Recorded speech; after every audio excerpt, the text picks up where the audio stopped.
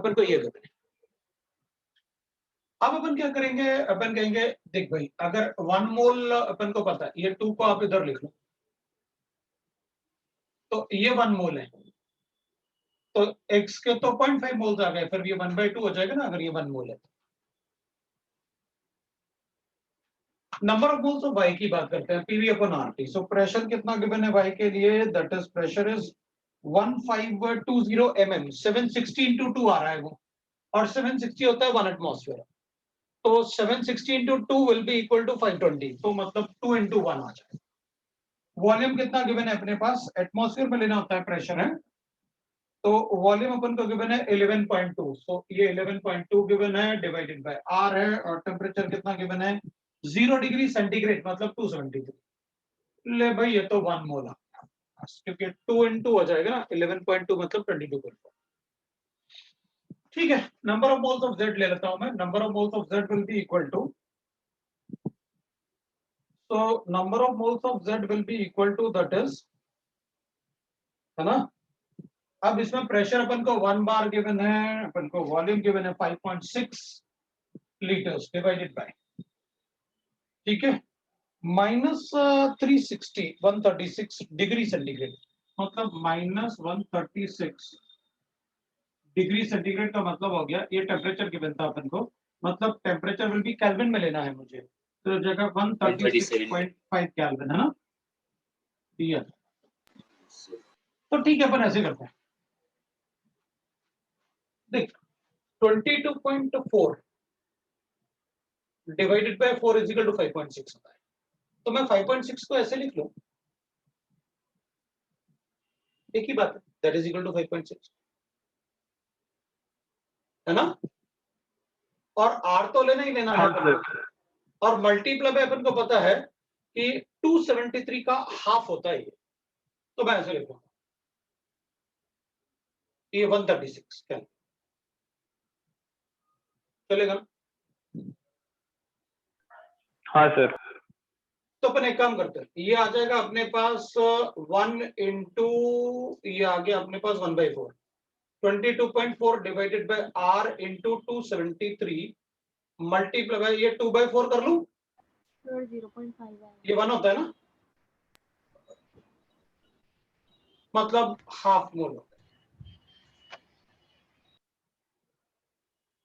किसी को कोई डाउट है? No sir. No sir. ठीक है,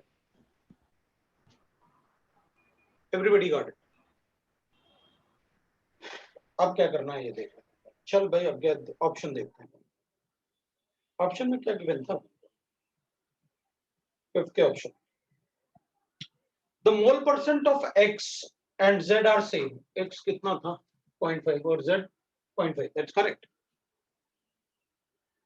average molecular mass of the mixture is 25, वो कैलकुलेट कर लेंगे। Molar ratio of w and z is 4:1, w and z is 4:1, हाँ भाई ये 0.5 है और ये 2 है, तो ये 4 हो जाएगा, ये 1 हो जाएगा, मतलब 2 करेक्ट है तो थर्ड करेक्ट हो गई, क्योंकि all of the correct answer बताना पड़ेगा तुमको, क्योंकि ये 1 ऑप्शन करेक्ट है ना, तो अगर 2 ऑप्शन करेक्ट है तो बाकी तो करेक्ट है, तो एवरेज मॉलिक्यूलर मास कैलकुलेट करना आता है तुमको, मॉलिक्यूलर मास एवरेज लिखते हैं ना, A1x1 A2x2, हाँ सर, है ना, ये इस टाइप से अपन चारों गैसेस को लिख लेंगे और फिर अपन को पता है कैसे सॉल्व करना। लिख दूं या तुम लोग कर लोगे? A4x4 कर लेंगे तब, तो इसमें A1 कितना गिवन है अपन को 10 गिवन है, W इसको W ले लेते हैं, इसको X, इसको Y, इसको Z, इसमें एटॉमिक मास 10 गिवन है और मोलर रेशियो इसका 2 बाय, टोटल बताओ जरा कितना हुआ, ये 2 हो गया, 4 हो गया, 4 सर। सर 32.5 आएगा। 32.5 आएगा एवरेज फाइनल मिक्सचर। हाँ सर, यार एक बार देख लेते हैं अपन, तो A2 फिर ये आ जाएगा 20 into 0.5 divided by 4 plus A3 आ जाएगा अपने पास 40 into x3 हो जाएगा अपने पास 1/4, और ये अपने पास आ जाएगा कितना 60 into 0.5 डिवाइडेड बाय 4। अब अपन कैलकुलेट कर लेते हैं भाई, तो 1/4 तो सब में कॉमन हो गया, ये 20 हो गया, वैसे अपन कैलकुलेट भी कर सकते हैं, कैसे, ये 5 हो गया, बड़ा इजी है। ये कितना हो जाएगा 0.5 है ना, डिवाइड बाय 4 मतलब 1/8, तो अपने पास आ गया ये 5/2 मतलब 2.5। ये कितना आ गया 40 10 आ गया। 10 ये कितना आ गया 15 इंटू 0.5 7.5 आ गया। देखो जरा कितना है ये, सर 25 आएगा। तो आंसर 25 आ रहा है। किसी को डाउट है तो बोलो, कोई डाउट नहीं? ठीक है, अब आपने क्वेश्चन नंबर 6 भी पूछा। 6 में आपने पूछा है कि यहां पर लिखा है क्वेश्चन नंबर 6, इसमें काफी calculation. A photon of 300 nanometers is absorbed by the gas. ठीक है भाई, ये मेरे पास गया, इसने एब्जॉर्ब किया लैम्डा कितना, lambda is equal to absorb किया इसने, दैट इज 300 नैनोमीटर्स, ये एब्जॉर्ब। और उसके बाद इसने क्या किया, it re-emits 2 photons and attains the same initial energy, मतलब ये 2 फोटोन निकालता है और इन फोटॉन्स की एनर्जी, जो एनर्जी इससे आएगा, मतलब इसमें जो E है that will be is equal to E1 plus E2, मतलब 2 फोटोन निकले और इनकी एनर्जी जो है मतलब E will be equal to E1 plus E2। ये बिल्कुल ठीक है। अगर ये कह रहा है कि one re-emitted photon has a wavelength of 500 nanometers, तो बताओ दूसरे का कितना होगा। ये तो क्लास में किया हुआ है, इस टाइप का क्वेश्चन है भाई। hc by lambda is equal to hc by lambda 1 plus hc by lambda, question class में किया हुआ है इसे। तो अपने पास आ गया, ये hc तो कैंसिल कर दूंगा, 1/300 विल बी इक्वल टू 1/एक 500 है, दूसरा पूछा है आपने, इसको उधर ले जाते हैं, तो 1/300 माइनस 1/500 इज इक्वल टू 1/लैम्डा 2। So 500 minus 300 divided by sir H और C कैंसिल हो गए क्या? बिल्कुल नहीं होंगे क्या, देखो होंगे ना, ये 200 आ गया तो 1/λ2 will be equal to 200 divided by 500 into 300, ये कैंसिल कर देता हूं, तो 3 5 जो 15 750 आ गया, λ2 will be equal to 750 nanometre. ले भाई आंसर आ गया। किसी को डाउट है तो बोलो। Everybody got it? Yes sir. लो भाई यस भी आ गया, मतलब सबको समझ में आ गया। अच्छा अब एक बात बताओ, जो क्वेश्चन नंबर 5 है ना, बिल्कुल एग्जैक्टली सेम क्वेश्चन नंबर 7 है, एक बार पढ़ के देख लो, अगर डाउट होगा तो मैं बता दूंगा, तुम कहोगे नहीं सर फिर भी बताओ, मैं बता दूंगा। अब देख लो एक बार बस, सेम है। देख लो, अगर तुम सर वो कहोगे नहीं, न्यूटन पर मीटर स्क्वायर को एटम में कैसे कन्वर्ट करेंगे? किसको? न्यूटन पर मीटर स्क्वायर। कोई बात नहीं, ये देखना, 1 एटमॉस्फेयर इज इक्वल टू होता है 101325 पास्कल।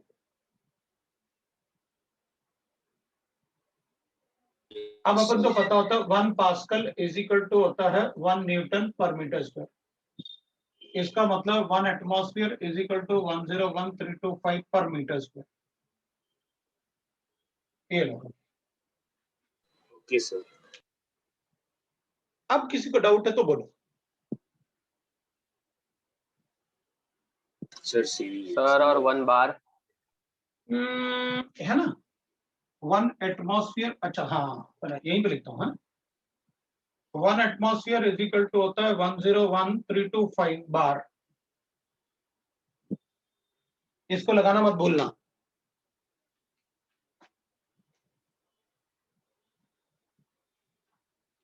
नियरली 1 बार हो गया ना, मतलब 1 एटमॉस्फेयर को 1 बार लेके कैलकुलेशन कर दो, ये डेसिमल है हाँ, सर। 1.01 बार, तो 1.01325 1 ही ले लेते हैं, सॉल्व कर देते हैं।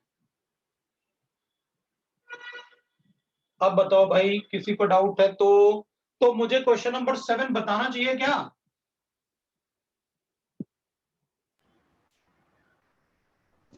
नहीं सर। ये समझा सर, सिमिलर क्वेश्चन है।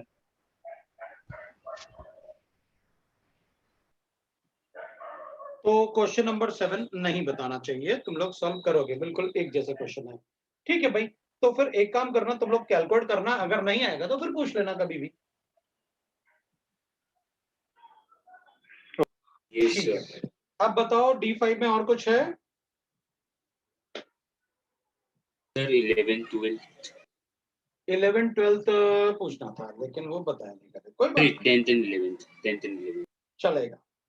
10th वाले में गिवन है what change in molar energy, molar मतलब 1 मोल का एनर्जी है, E is equal to hc by lambda से अपन एक फोटोन का एनर्जी निकालते हैं बस।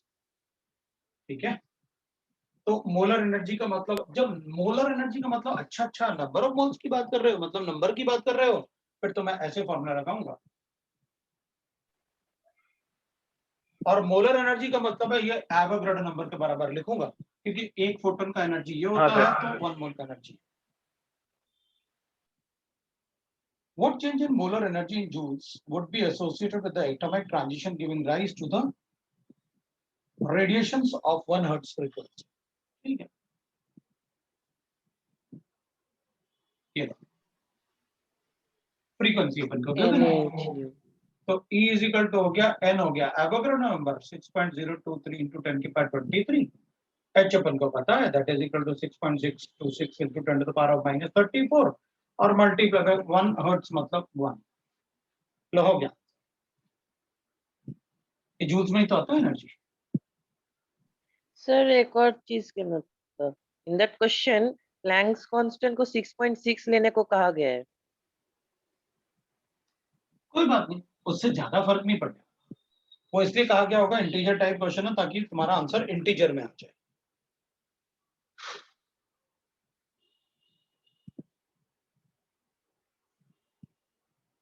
मतलब ये ना 6 6 36 होगा, और 6 6 36 होगा, तो मतलब 36 प्लस 3.6, 36 प्लस 3.6 का मतलब हो गया 39.6 39.6, और थोड़ा सा और बढ़ा दो तो 4 के आसपास आंसर आ गया।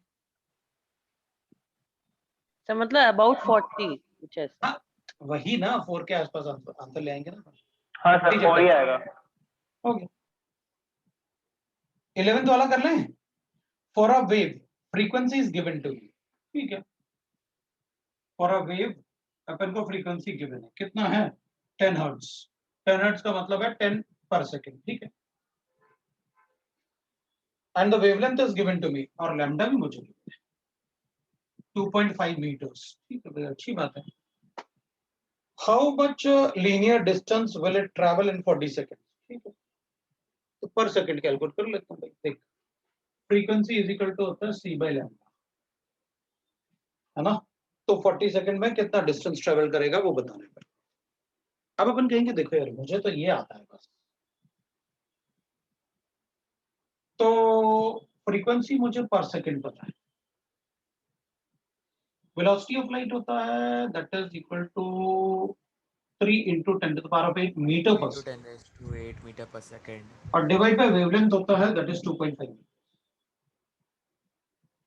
अब ये सब तो कैंसिल हो जाएगा यहाँ। अब अपन कहेंगे ये इक्वल तो हो नहीं रहा सर दोनों, मतलब एक कोई गायब है, तो अपन कहेंगे देख भाई lambda calculate, lambda is equal to हो गया मेरे पास 3 into 10 की पावर 8 मीटर पर सेकंड, और ये आ गया अपने पास फ्रीक्वेंसी 10%, ये गया, मतलब 1 सेकंड में इतना डिस्टेंस ट्रैवल करता है। So 3 into 10 raised to 7 meter. 1 second में इतना, तो बताओ 40 सेकंड में कितना, ये पूछा था। सो 1 सेकंड में विल राइट दैट कितना अपने पास आएगा मीटर्स। सर ये लैम्डा का वैल्यू दिया हुआ है तो हमने वो वैल्यू अच्छा अपन एक और काम कर सकते थे, ये स्पीड इज इक्वल टू है ना, इसको स्पीड में भी कन्वर्ट कर सकते हैं।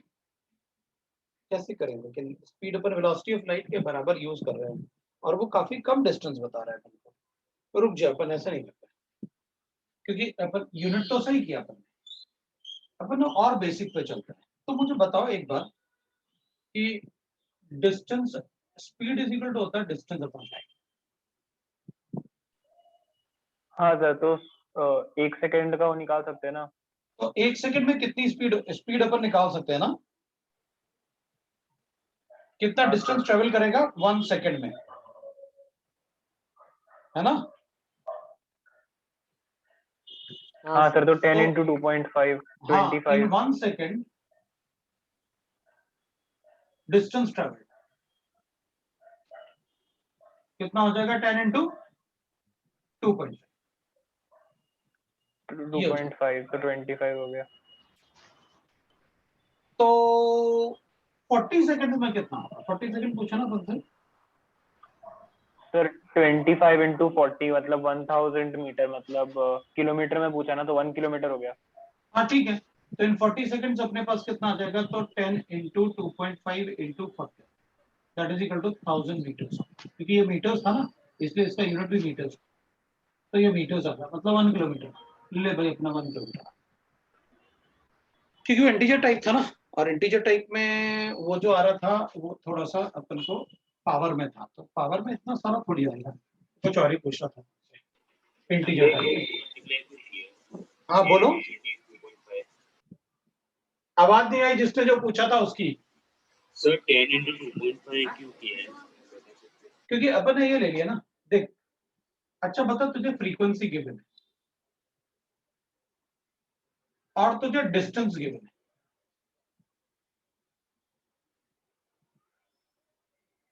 अपन को फ्रीक्वेंसी गिवन था और एक और चीज गिवन थी, एक मिनट देख लेता हूँ, एंड वेवलेंथ गिवन था मीटर्स, है ना। तो मैं इन दोनों को मल्टीप्लाई करके डिस्टेंस ट्रेवल्ड पर सेकंड कैलकुलेट कर सकता हूं,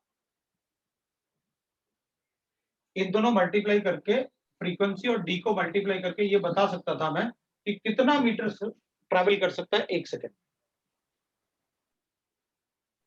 हाँ सर।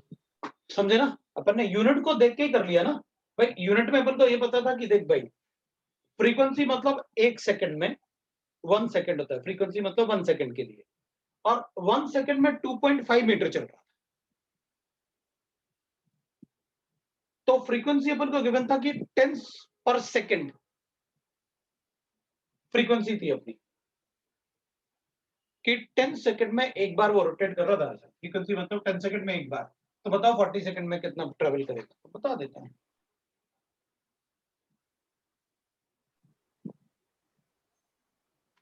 राइट ना, आप यूनिट देखो ना, मीटर पर सेकंड, दोनों को मल्टीप्लाई करके अपन ये बता सकते हैं कि कितना मीटर ट्रेवल करेगा पर सेकंड, तो अपन ने फ्रीक्वेंसी इनटू वेवलेंथ कर लिया, तो वी गॉट दैट कि कितना मीटर पर सेकंड, 1 सेकंड में कितना मीटर चलेगा। पक्का ना, ये किया। Yes sir. अब बताओ डीपीपी नंबर 6, और कोई था इसमें। नहीं था सर सर आपने सर, एक्सरसाइज डीबीबी 6 होमवर्क नहीं था ना? डीपीपी 6 नहीं दिया, नहीं सर। नहीं सर। नहीं सर, खाली DPP 5 दिया था। अब एक मिनट रुको, मैं देख लूं डीपीपी नंबर 6 में क्या है, तो अगर मतलब कर सकते हैं तो अच्छा ठीक है, क्यों नहीं दिया होगा समझ गया। फर्स्ट क्वेश्चन ही ऐसे है कि तुमसे नहीं आएगा फिर तुम मुझे परेशान करो, ठीक है, उसको नहीं कर सकते डीपीपी नंबर 6 पे। अभी शीट था, हाँ सर। चलो शीट निकालो, शीट अपन ने की नहीं ना, शीट तो शुरू कर ले कम से कम।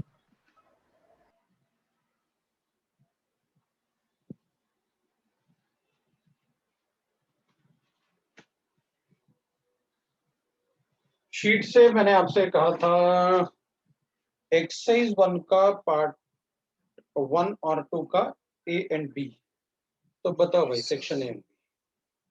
नहीं, कोई डाउट है?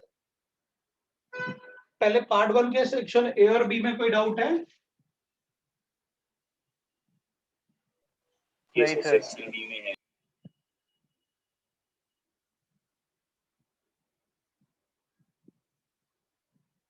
एक मिनट रुकना है, देख लूं मैं ताकि तुम, ठीक है। सेक्शन ए में कोई डाउट है तो बोलो।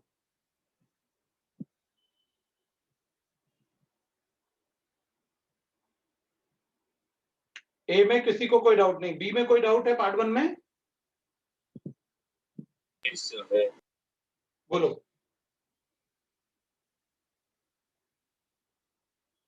जल्दी करो।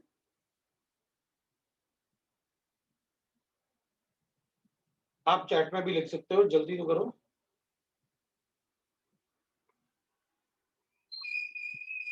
B1 B1 है,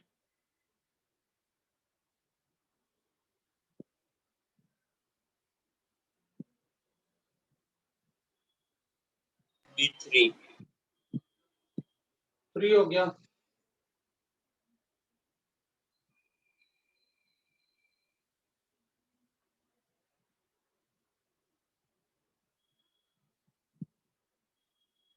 हो गया। लो भाई B1 B3 कर लेते हैं। B1 में गिवन है calculate the energy of 100 photon if the wavelength is given है। ये कौन सी बात है?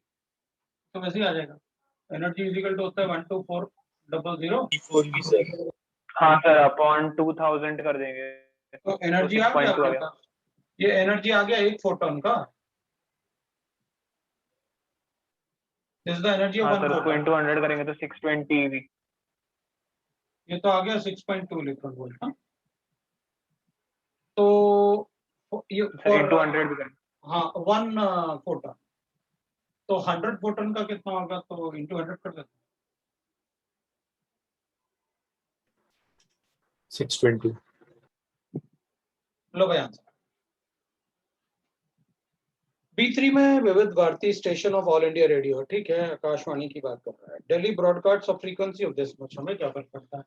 B3 है, मुझे फ्रीक्वेंसी कितना है, कितना 1368 किलो हर्ट्ज, मतलब 1368 इंटू 10⁻³ हर्ट्ज, मतलब ये मेरे पास पर सेकंड इतना फ्रीक्वेंसी मुझे given. Calculate the wavelength and the wave number of the electromagnetic radiations emitted. हो गया भाई, वेवलेंथ और वेव नंबर पूछा है आपसे, तो फ्रीक्वेंसी गिवन है, तो फ्रीक्वेंसी इज इक्वल टू होता है c/λ। तो फ्रीक्वेंसी मुझे गिवन है, देयरफॉर लैम्डा मैं कैलकुलेट कर देता हूं c/फ्रीक्वेंसी। c कितना गिवन है, 3.3 into 10⁸ मीटर पर सेकंड, और वेवलेंथ फ्रीक्वेंसी मुझे गिवन है, that is equal to 1368 into 10⁻³। So that will be equal to how much? 3/1.368 into 10⁸8 divided by 10⁶। Answer आ गया अपने पास, है ना? सर ऑलमोस्ट 220 के आसपास आ रहा है। हाँ उतना ही आएगा, 220 के आसपास, क्योंकि इसको तो अपन कैंसिल करेगा तो ये 100 बचेगा, और this will be almost equal to 2 से, क्योंकि ये छोटा है ना, 2 से थोड़ा सा बड़ा आएगा, तो 2.2 के आसपास आएगा। हो गया 220 के आसपास। अब B3 हो गया, अब B4 भी पूछ रहा है कोई, चलो भाई। अच्छा हाँ, इसमें वेव नंबर कैलकुलेट करना, वेव नंबर इज 1/λ। हाँ सर। हो गया, लैम्डा पर ने कैलकुलेट किया, 220 हो गया, तो अपने पास इतना वेवलेंथ आ रहा था, ये पर जो गिवन था मीटर्स, तो बता दो 1/λ is equal to wave number.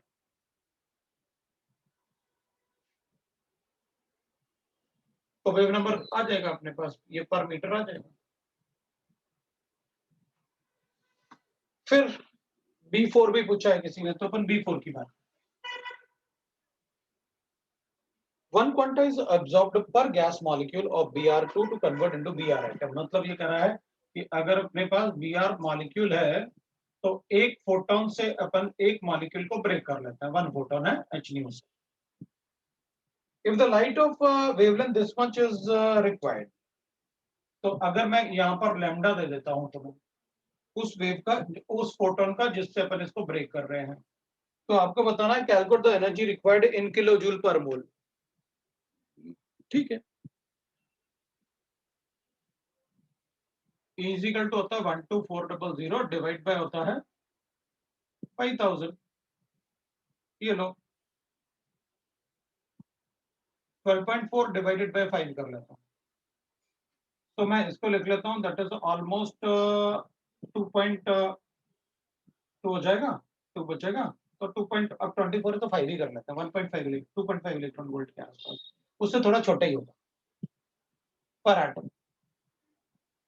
ये पर मॉलिक्यूल ले लेते हैं, तो एक मॉलिक्यूल को ब्रेक करने के लिए इतने एनर्जी चाहिए।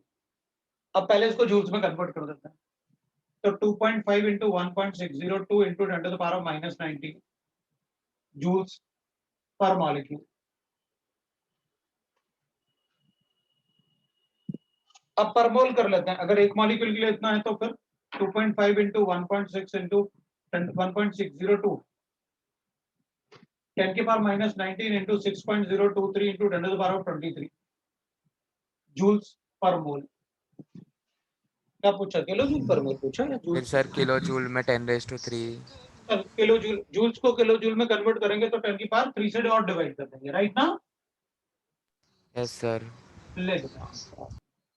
अब बताओ अगर किसी को डाउट है तो 10 की power 23 into 10 to the power of minus 3 से और मल्टीप्लाई करता हूं तो किलो जूल पर मोल आ गया मेरे पास। बताओ किसी को डाउट है तो।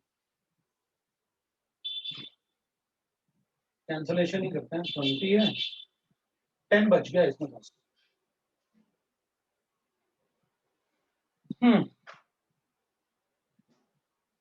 अब 10 बच गया तो ठीक है, 6 into 2.5 15 15 into 16 240 तो 240 किलो जूल्स पर मोल के आसपास।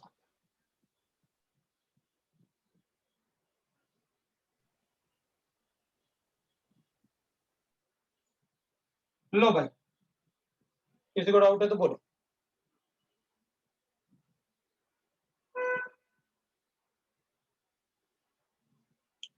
बिफोर बता दिया मैं। So वो 240 है या 24.0? यार इतना धीरे क्यों बोलता है तू? So वो 240 है 24.0?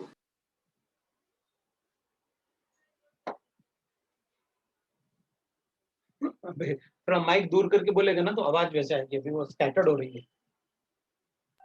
सर वो बोल रहा है कि 24.0 आया कि 240 आया। 240। क्यों, ये 10 भी तो है। हाँ हाँ यस सर देखा।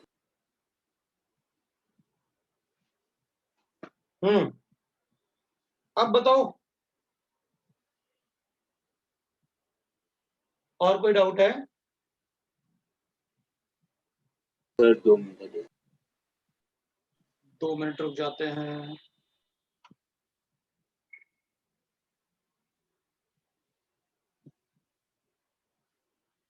दो मिनट में तो अपन मैगी बना लेंगे। नो सर नहीं बनाएंगे? अच्छा डाउट नहीं है। अच्छा ठीक है। 2 मिनट में मैगी नहीं बनती यार, वो फिर तो बनाते हैं। चलो फिर पहले तो पढ़ना पड़ेगा यार अपन को। अब इससे आगे अगर कुछ करना है तो अपन को पढ़ना पड़ेगा, पढ़ना पड़ेगा। सर अभी बोर मॉडल पढ़ेंगे क्या? हाँ आज अपन बोर मॉडल पढ़ेंगे। अपन ने शुरू नहीं किया ना बोर मॉडल? नहीं सर। No sir. तो शुरू करना पड़ेगा अपन। सर आप पार्ट 2 डिस्कस नहीं करोगे? अरे पार्ट 2 नहीं किया अपन ने डिस्कस। अरे यार अच्छा याद दिलाया। मैं तो ऐसे बंद करके मुझे लगा बस पढ़ते हैं और क्या, काफी हो गया आज। चल मैं पार्ट 2 भी डिस्कस करता हूँ। बताओ भाई पार्ट 2 में बता जल्दी से क्या क्या बताना बेटा, बताओ भाई। सर A5 और A6। B1 तो लिखा ही हुआ है, B5 भी नहीं लिखा। B1 भी बता दूंगा, B3 B3 भी लिखा हुआ है। अरे यार तुम लोग बड़े। Sir A5। अच्छा ए भी है क्या? चल ए बता देता हूँ, A5 बता दिया। अब बता। A6 A6। अरे यार बिल्कुल ऐसे सर, A5 A6 और बता।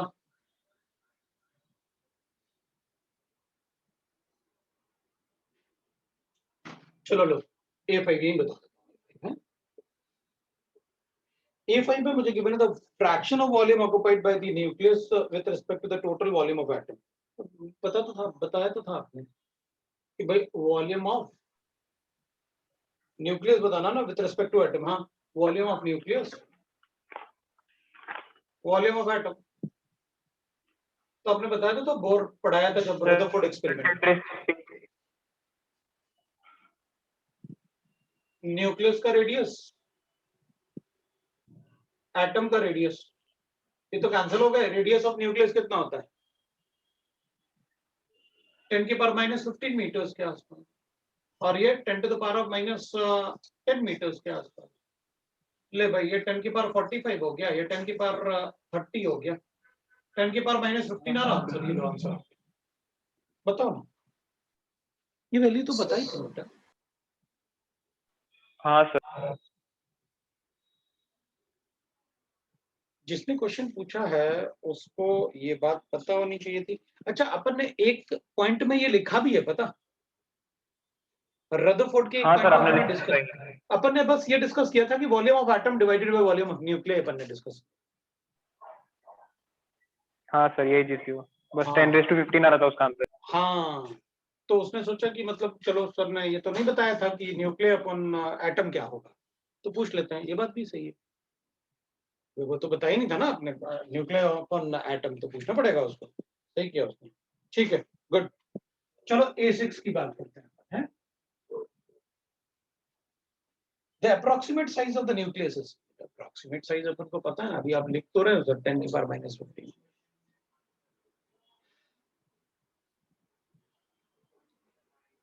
लेकिन इसमें अपन को निकल के लिए पूछा है, तो approximate size will be, R will be equal to होता है 1.33 into 1.33 into 10 to the power -13 into a to the power of into 1/3, लेकिन ये 1/3। सेंटीमीटर था, अपन हाँ इसको सर। मीटर में कर देते हैं। 10 की power -15 into 10 a to the power of 1/3 metres कर, तो 1.33 into 10 to the power of a by a कितना है इसके लिए? 64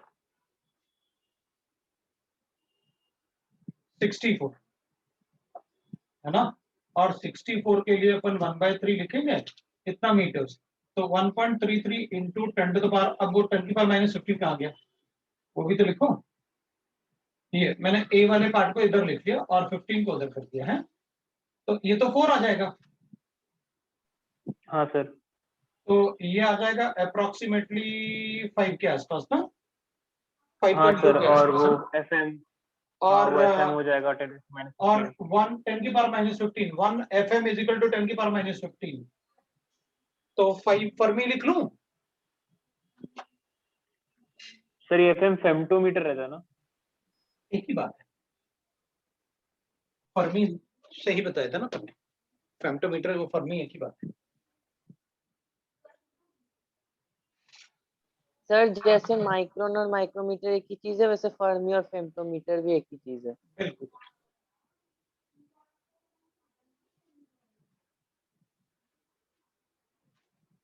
अब बी वाले हैं, बी वाले में मुझे B1 भी बताना है, बी वाले में 1 और 3 बताना है। हाँ, सर बी 3, 5, 6। 3, 5 और 6, 1 नहीं बताना है,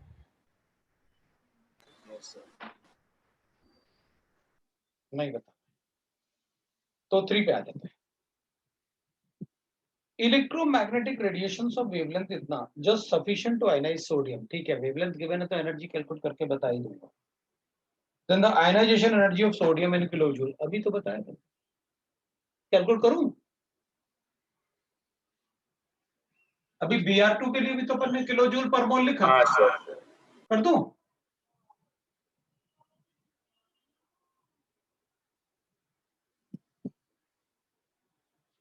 तो लैम्डा तो गिवन है अपन को एंगस्ट्रॉम यूनिट में, इलेक्ट्रॉन वोल्ट से जूल्स में, जूल्स से फिर किलो जूल्स में, और पर मोल कर लोगे? Yes sir. ठीक है, मान जा, मतलब अगर नहीं आएगा तो फिर पूछ लेना, कोई प्रॉब्लम।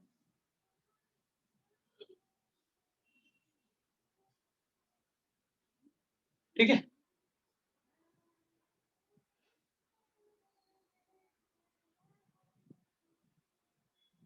फिर फिफ्थ वाला, light of wavelength lambda falls on the metal surface with the work function of this, the photoelectric effect will take place only, अगर मान लो ये अपन को लैम्डा नॉट गिवन है वर्क फंक्शन।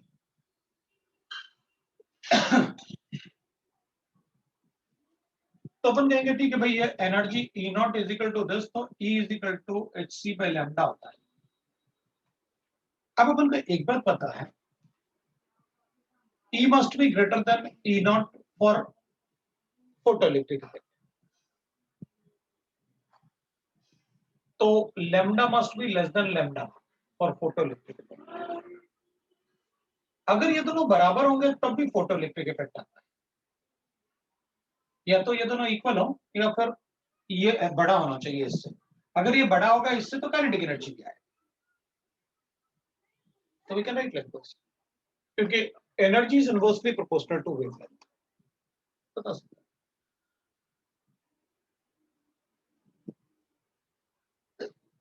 किसी का डाउट है तो बोलो।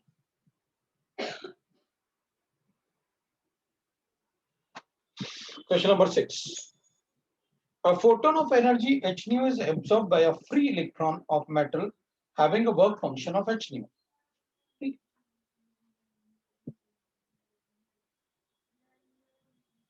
एक फोटोन जो है उसका h nu था एनर्जी, और उसका जो वर्क फंक्शन है ना E नॉट, क्वेश्चन में अपन को गिवन है कि ये वैल्यू E नॉट जो है that is smaller than E, तो होगा इंजेक्शन। देन तो अपन को पता है अगर इन दोनों में डिफरेंस होगा तो काइनेटिक एनर्जी भी हो सकता है, अगर इक्वल है तो kinetic energy is 0। The electron is sure to come out.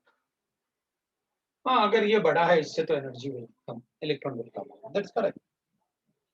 The electron is sure to come out with the kinetic energy of this. हाँ तो ठीक है, E will be equal to E nought plus kinetic energy होता है, तो कह रहा है kinetic energy will be equal to E minus E not. Okay, that is also correct. D वाला, it may come out with the kinetic energy of little less than h nu minus w, मतलब it may come out with the kinetic energy of, ये D option है, little less than this, मतलब it will be kinetic energy will be less than E minus E। Option A भी correct है, option B भी correct है, और option D भी correct है। बी वाला गलत है क्योंकि इसमें लिखा है डज नॉट कम आउट, ऐसा तो नहीं हो सकता। अब ए भी करेक्ट है, बी भी करेक्ट है और डी भी correct. The electron is sure to come out. अब अगर मान लो ये ज्यादा है इससे तो इलेक्ट्रॉन तो बाहर आएगा, ठीक है, but option 1 is not talking about the kinetic energy, क्योंकि वो ज्यादा था तो बाहर तो आएगा लेकिन काइनेटिक एनर्जी के साथ आएगा। B is better option than the A. The electron is sure to come out with the kinetic energy h nu minus this, और इट में come out with the kinetic energy little less than that. तो little less than that मतलब हो गया कि जब nucleus है अपने पास और इसमें शेल्स,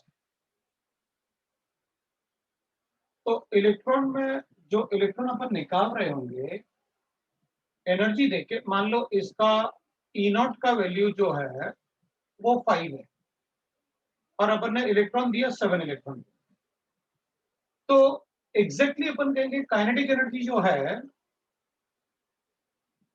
वो इन दोनों का डिफरेंस होता है। भाई आपने कहा कि ये 7 है और ये 2 है, ये 5 है, तो इसको 2 लिख दूंगा। लेकिन काइनेटिक एनर्जी थोड़ा थोड़ा काइनेटिक एनर्जी, क्योंकि जब ये यहाँ पर मूव करेगा, जब इससे इंडिपेंडेंट होगा तो इधर जो ट्रैवल करेगा यहां से यहां तक, जब तक कि ये इलेक्ट्रॉन इससे इंडिपेंडेंट ना हो जाए, तो इसमें जो वेलोसिटी आएगा उसका क्या, क्योंकि वहां भी तो कुछ काइनेटिक एनर्जी यूज होता है, तो वहां पर थोड़ा बहुत काइनेटिक एनर्जी यूज हो जाएगा, क्योंकि वहां से जब ऐसे जाएगा बाहर तो उसमें थोड़ा काइनेटिक एनर्जी यूज होना चाहिए। मतलब जो आप यहां पर बता रहे हो कि ये 7 है, ये 5 है और ये 2 आना चाहिए, तो अपन कहेंगे कि भाई कुछ काइनेटिक एनर्जी यूज हो जाएगा when it is becoming independent, मतलब इसका वैल्यू जो है वो ऐसे कुछ आना चाहिए 1.98 या 1.95 ऐसा कुछ आना चाहिए। क्यों? क्योंकि जब तक ये complete the free kinetic energy 100% kinetic energy तब आएगा, टू काइनेटिक एनर्जी तब आता जब वो इलेक्ट्रॉन ऑलरेडी फ्री हो जाता न्यूक्लियस से। अभी तो जब तक वो न्यूक्लियस से फ्री नहीं होता दूर जाते जाते, तब तक भी तो उसमें कुछ काइनेटिक एनर्जी यूज होगा उसको दूर ले जाने के लिए। इसलिए वो लिटिल लेस देन वाला ऑप्शन थोड़ा सा ठीक ठाक होगा। ऑप्शन सही है तीनों, ए भी सही है, बी भी सही है और डी भी सही है। अगर डी नहीं होता तो बी टिक करता और बी नहीं होता तो ए टिक करता,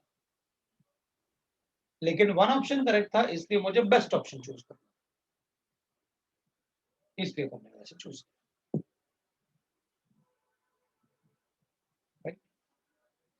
That is your B6। अब अपन को शुरू करना है बोर मॉडल, तो शुरू करते हैं बोर मॉडल का। Right, what is Bohr model? चलो भाई शुरू कर लेते हैं बोर।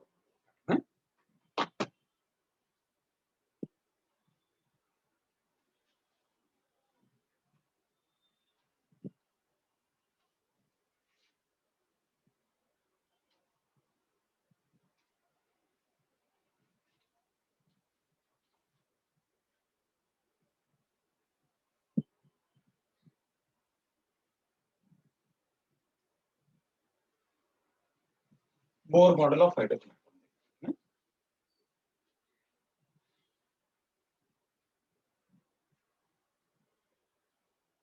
अभी अगर Bohr model of hydrogen atom की बात करेंगे अपन,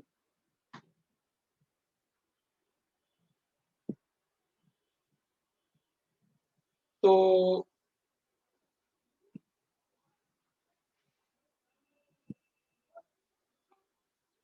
बोर मॉडल ऑफ एटम,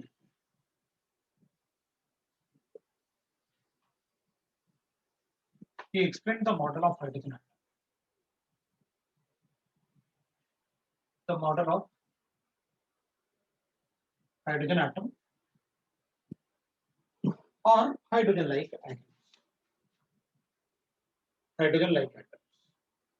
तो अपन कहेंगे हाइड्रोजन लाइक एटम का मतलब क्या हो गया? That is one electron atom. तो वन इलेक्ट्रॉन एटम और आयन, क्योंकि वन इलेक्ट्रॉन अगर लेना है तो आयन ही हो सकता है।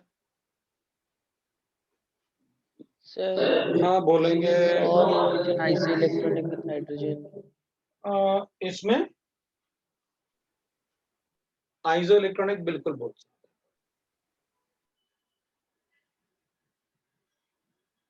So Bohr has done, what he has done is he used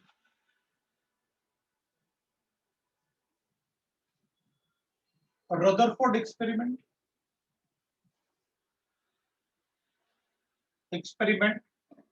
and Planck's quantum theory to explain the model of hydrogen atom. Quantum theory to explain the model of hydrogen atom. He explained the model of hydrogen atom and hydrogen like atom. He used Rutherford experiment and the Planck's quantum theory to explain the model of hydrogen. ठीक है, to explain the model of hydrogen. अब उसने ना कुछ observations बताए अपने, मतलब उनको अपन पोस्टुलेट बोलेंगे। The postulates are,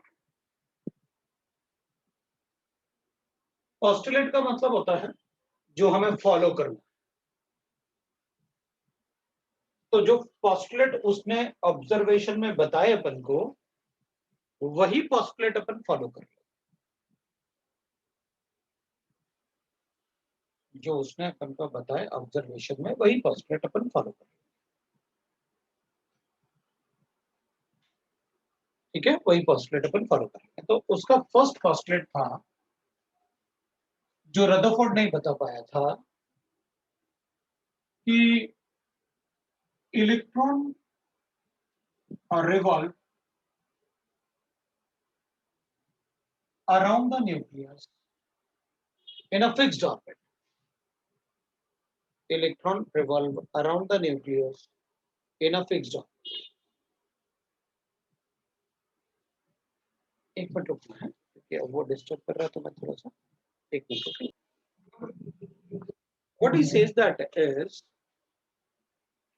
the electron revolve around the nucleus in a fixed orbit. In a fixed orbit.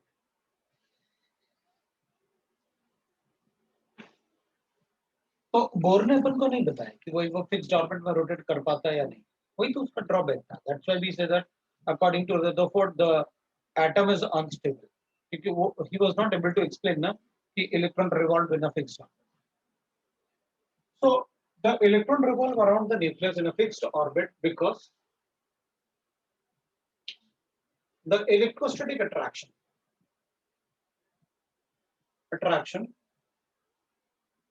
between the electron and the nucleus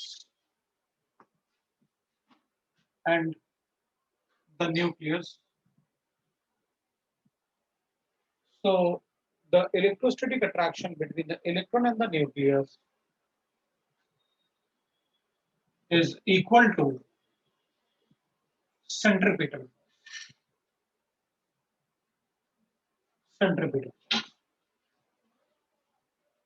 तो चलो एक बार इसको समझते हैं. ये है what it says is कि भाई देखो अपन को पता है कि ऑर्बिट में इलेक्ट्रॉन रोटेट, तो बीच में न्यूक्लियस होता है. उस न्यूक्लियस में प्रोटॉन का नंबर अपन Z मानते हैं.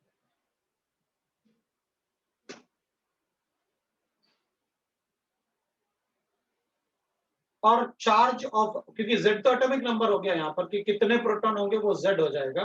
वैसे हाइड्रोजन में Z का वैल्यू 1 ही होता है, बट हाइड्रोजन लाइक है इसलिए अपन Z का नंबर, प्रोटॉन का नंबर Z लिखते हैं. और उसका चार्ज इलेक्ट्रॉन के बराबर ही होगा. वो नेगेटिव और पॉजिटिव साइन का कोई रोल नहीं होता कैलकुलेशन में, ये अपन को पता.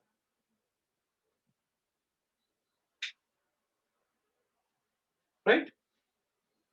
तो यहां पर इलेक्ट्रॉन होता है, तो इन दोनों के बीच में जो अट्रैक्शन होगा, क्योंकि ये पॉजिटिव होगा ये नेगेटिव होगा, तो जैसे अपन लिखते हैं ना दो चार्जेस हैं, एक पॉजिटिव है एक नेगेटिव है, इसका चार्ज Q1 है इसका चार्ज Q2 है, तो इनके बीच में अट्रैक्शन होता है जिसको अपन कूलम्बिक फोर्स ऑफ अट्रैक्शन कहते हैं. Force will be directly proportional to Q1 Q2 divided by r square. इनके बीच में जो डिस्टेंस होता है वो r है. r is the distance between. तो इलेक्ट्रॉन तो रोटेट कर रहा होता है ऐसे फिक्स्ड ऑर्बिट में, लेकिन उसमें एक सेंट्रीफ्यूगल फोर्स होता है, सेंट्रीफ्यूगल फोर्स. और वो सेंट्रीफ्यूगल फोर्स होता है mv²/r. तो और अंदर की तरफ जो फोर्स एक्ट करता है सेंट्रीफ्यूगल की जगह, जो अंदर की तरफ फोर्स एक्ट करता है उसको अपन सेंट्रीपिटल बोलते हैं, और जो बाहर की तरफ फोर्स एक्ट करता है उसको अपन सेंट्रीफ्यूगल बोलते हैं. ये अपन ने पढ़ा. अब बात करते हैं उसमें कि अपन क्या लिख सकते हैं. What he is telling is according to the statement he is telling Coulomb. Sir ये वाला जो किया है बाहर में वो सेंट्रीफ्यूगल है कि सेंट्रीपिटल है? सेंट्रीफ्यूगल फोर्स है. तो कूलम्बिक फोर्स ऑफ अट्रैक्शन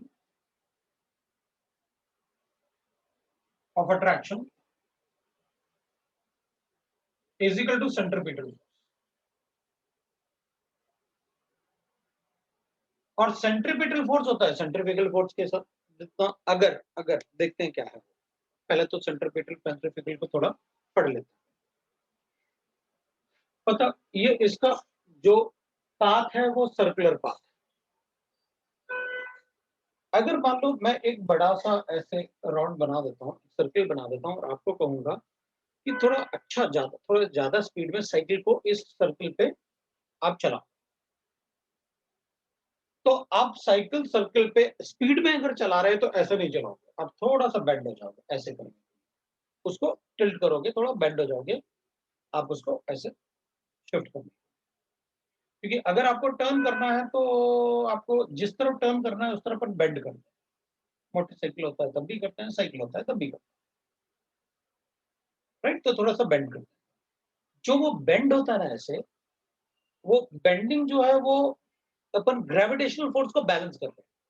क्यों? क्योंकि अगर अपन सीधे ऐसे करेंगे तो अपन बाहर जा सकते हैं सकते या दूसरी तरफ गिर सकते हैं। तो हम क्या करते हैं कि जो बाहर जाने वाला फोर्स है ना, उसे ग्रेविटेशनल फोर्स से बैलेंस करते हैं। वो ग्रेविटेशनल फोर्स जो है ना हमारा, वो सेंट्रीपिटल फोर्स के बराबर है, और बाहर वाला फोर्स सेंट्रीफ्यूगल होता है। जैसे अपन मान लेते हैं एक छोटा सा पत्थर लेते हैं और उसमें एक धागे से बांध लेते हैं, स्ट्रिंग से, और उस पत्थर को अपन ऐसे रोटेट करते हैं। अगर अपन रोटेट करेंगे ना ऐसे, तो जब भी आप उस पत्थर को ऐसे छोड़ोगे ना, वो कभी अंदर की तरफ नहीं गिरेगा, वो बाहर की तरफ गिरेगा। लेकिन जब वो रोटेट कर रहा है ना अपने फिक्स्ड पाथ पे, वो रोटेट करता रहता है अपने फिक्स्ड पाथ पे। द रीजन इज क्योंकि जिस स्पीड से वो बाहर की तरफ जाना चाहता है, आप उतना ही उसको पुल करके रखें, ऐसे ऐसे करते रहते हो, पुल करके रखें। अगर आप उसे पुल करके नहीं रखोगे तो बाहर गिर जाएगा। जैसे ही आप छोड़ोगे उसे, वो बाहर की तरफ गिरेगा, अंदर की तरफ कभी नहीं गिरेगा।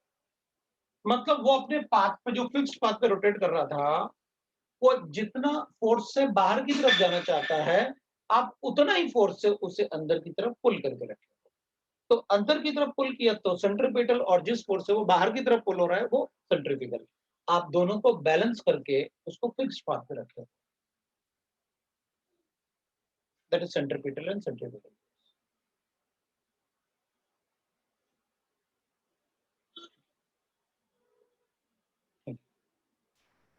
अब अपन कहेंगे यहां पर तो चार्जेस भी हैं, क्योंकि इलेक्ट्रॉन प्रोटॉन भी है। तो ये इलेक्ट्रॉन जितने फोर्स से चार्जेस से अंदर की तरफ अट्रैक्टेड है, उसके मूवमेंट की वजह से उतना ही उसमें सेंट्रीफ्यूगल फोर्स लग रहा है।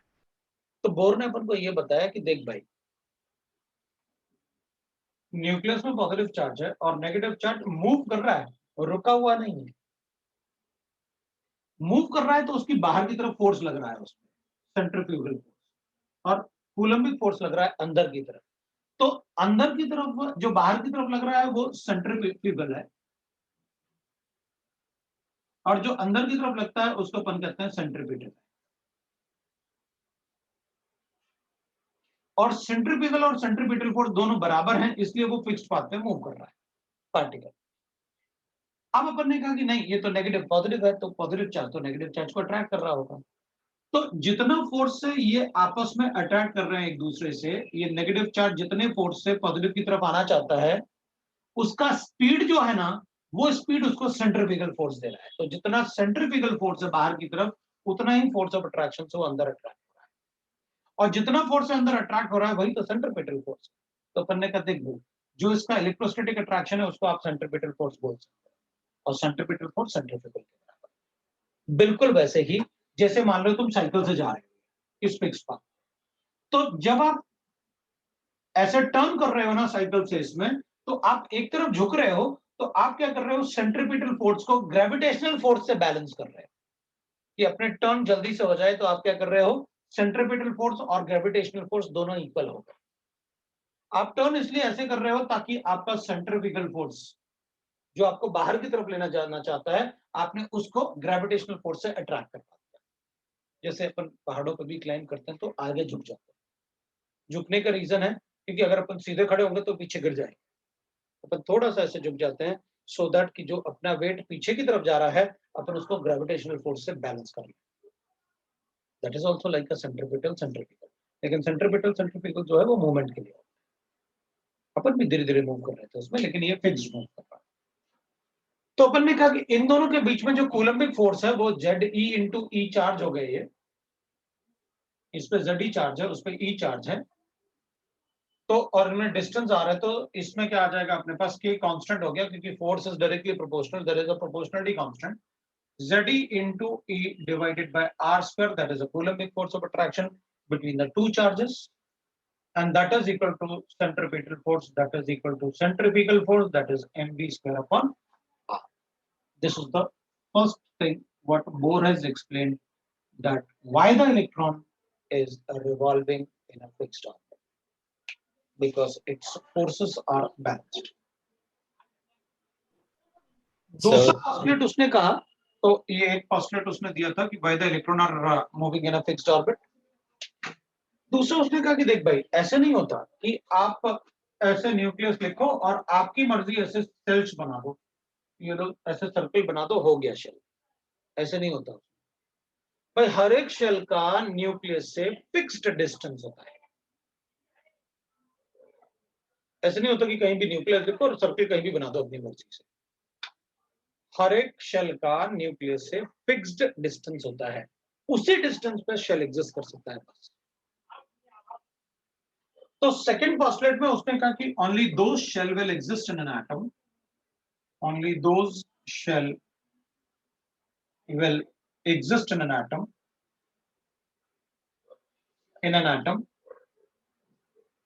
whose angular momentum is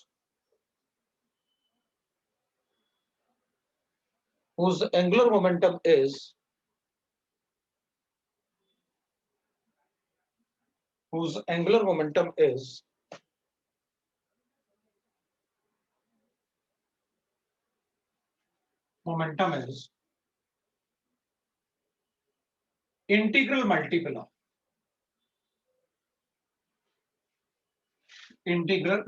of h by 2. तो उसने कहा भाई, therefore I can say that mvr, that is called the angular momentum, and that will be equal to, एक इंटीजर ले लो, h by 2 pi का मल्टीप्लिकेशन कर लो, so अपन लिख सकते हैं that is mvr, that is a, or you can write that mvr is equal to nh upon 2 pi, where n will be equal to n आपका 1 2 3, ये shell number हो जाएगा, number for the shell, वो shell का. Angular momentum क्या रहता है?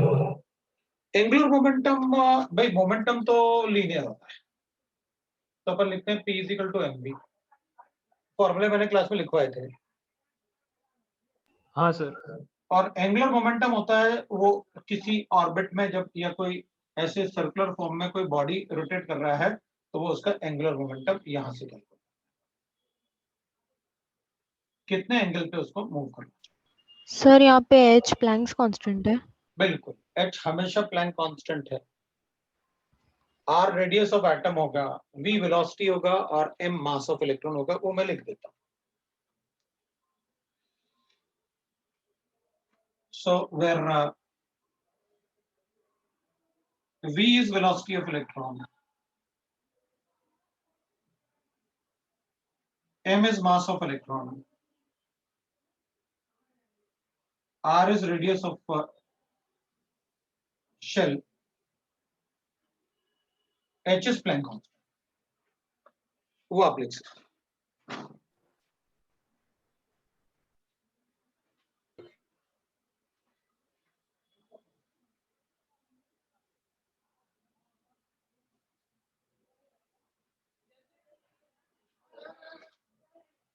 Correct.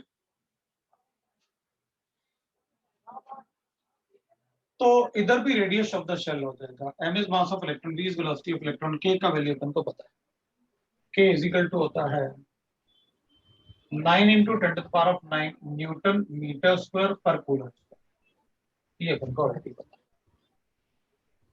और k जो होता है वो डिपेंड करता है कि आप वैक्यूम में पढ़ रहे हो या एयर में पढ़ रहे हो, तो वो कभी कभी ऐसे भी लिख सकते हैं अपन के 1/4 पाई, ये एप्सिलॉन बोलते हैं अपन, ऐसे 0 ऐसे भी लिख सकते हैं अपन के को. लेकिन ये केमिस्ट्री में जनरली कम ही यूज करते हैं, वो फिजिक्स में यूज करते हैं. के का अपन को डायरेक्टली वैल्यू चाहिए calculation. So these are the main postulate, 2 postulate. पहले पोस्टुलेट में अपन ने पढ़ा कि भाई जिस फोर्स से ये इलेक्ट्रॉन बाहर की तरफ जाना चाहता है, उसी फोर्स से, इलेक्ट्रोस्टैटिक फोर्स से ये अंदर की तरफ अट्रैक्टेड है, इसलिए ये इलेक्ट्रॉन अपने फिक्स पाथ पे रोटेट करता है, राइट। जिस फोर्स से वो बाहर की तरफ जाना चाहता है उतने ही फोर्स से, इलेक्ट्रोस्टैटिक फोर्स से वो अंदर की तरफ अट्रैक्टेड है। दूसरे पोस्टुलेट में अपन ने कहा कि भाई ऐसे नहीं होता कि आप किसी भी मतलब कहीं भी सर्कल बना दें, क्योंकि अगर आप देखोगे तो m is mass of electron, v is velocity of electron, r is radius, n is number for the shell. तो n का वैल्यू तो 1 2 3 4 होगा, बाकी h अपन 2 पाई और m is mass of electron, they are constants. एक तरीके से n का वैल्यू जो होगा that will be like this, that is v into r is proportional to n। अगर ये 1 लिखना है अपन को फर्स्ट शेल, तो रेडियस और वेलोसिटी का मल्टीप्लिकेशन 1 के प्रोपोर्शनल होना चाहिए।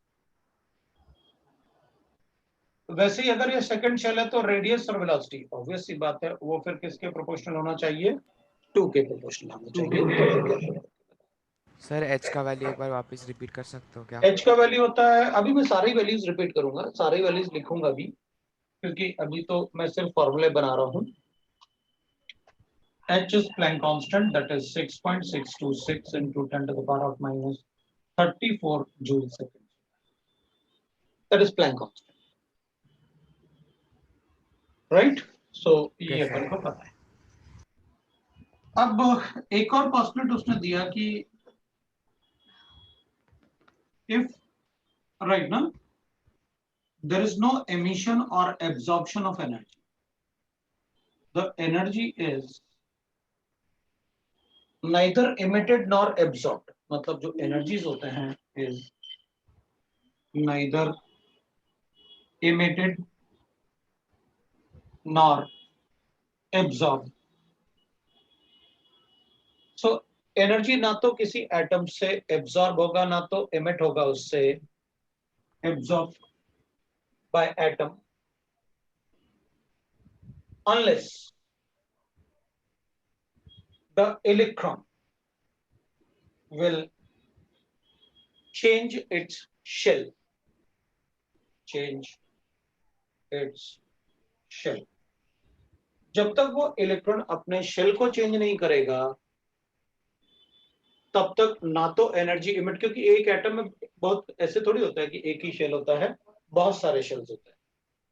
हाइड्रोजन एटम में भी बहुत सारे शेल्स होते हैं, तो अपन कहेंगे नहीं सर हाइड्रोजन में तो एक ही इलेक्ट्रॉन होता है, एक ही शेल होता है उसमें, तो नहीं, शेल तो बहुत सारे होते हैं हाइड्रोजन में भी, लेकिन उसमें इलेक्ट्रॉन एक होता है, इसलिए अपन सिर्फ एक ही शेल रिप्रेजेंट करते हैं, हम बाकी शेल को नहीं लिखते।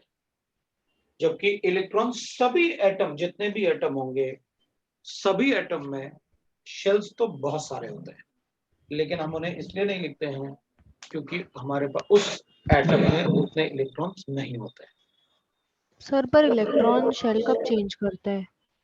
करेंगे ना, अगर अपन इलेक्ट्रॉन को एनर्जी देंगे, क्योंकि ये इलेक्ट्रॉन इससे अट्रैक्टेड है, तो आप इसको एनर्जी दो, जब इसकी एनर्जी बढ़ेगी तो ये दूर जाएगा।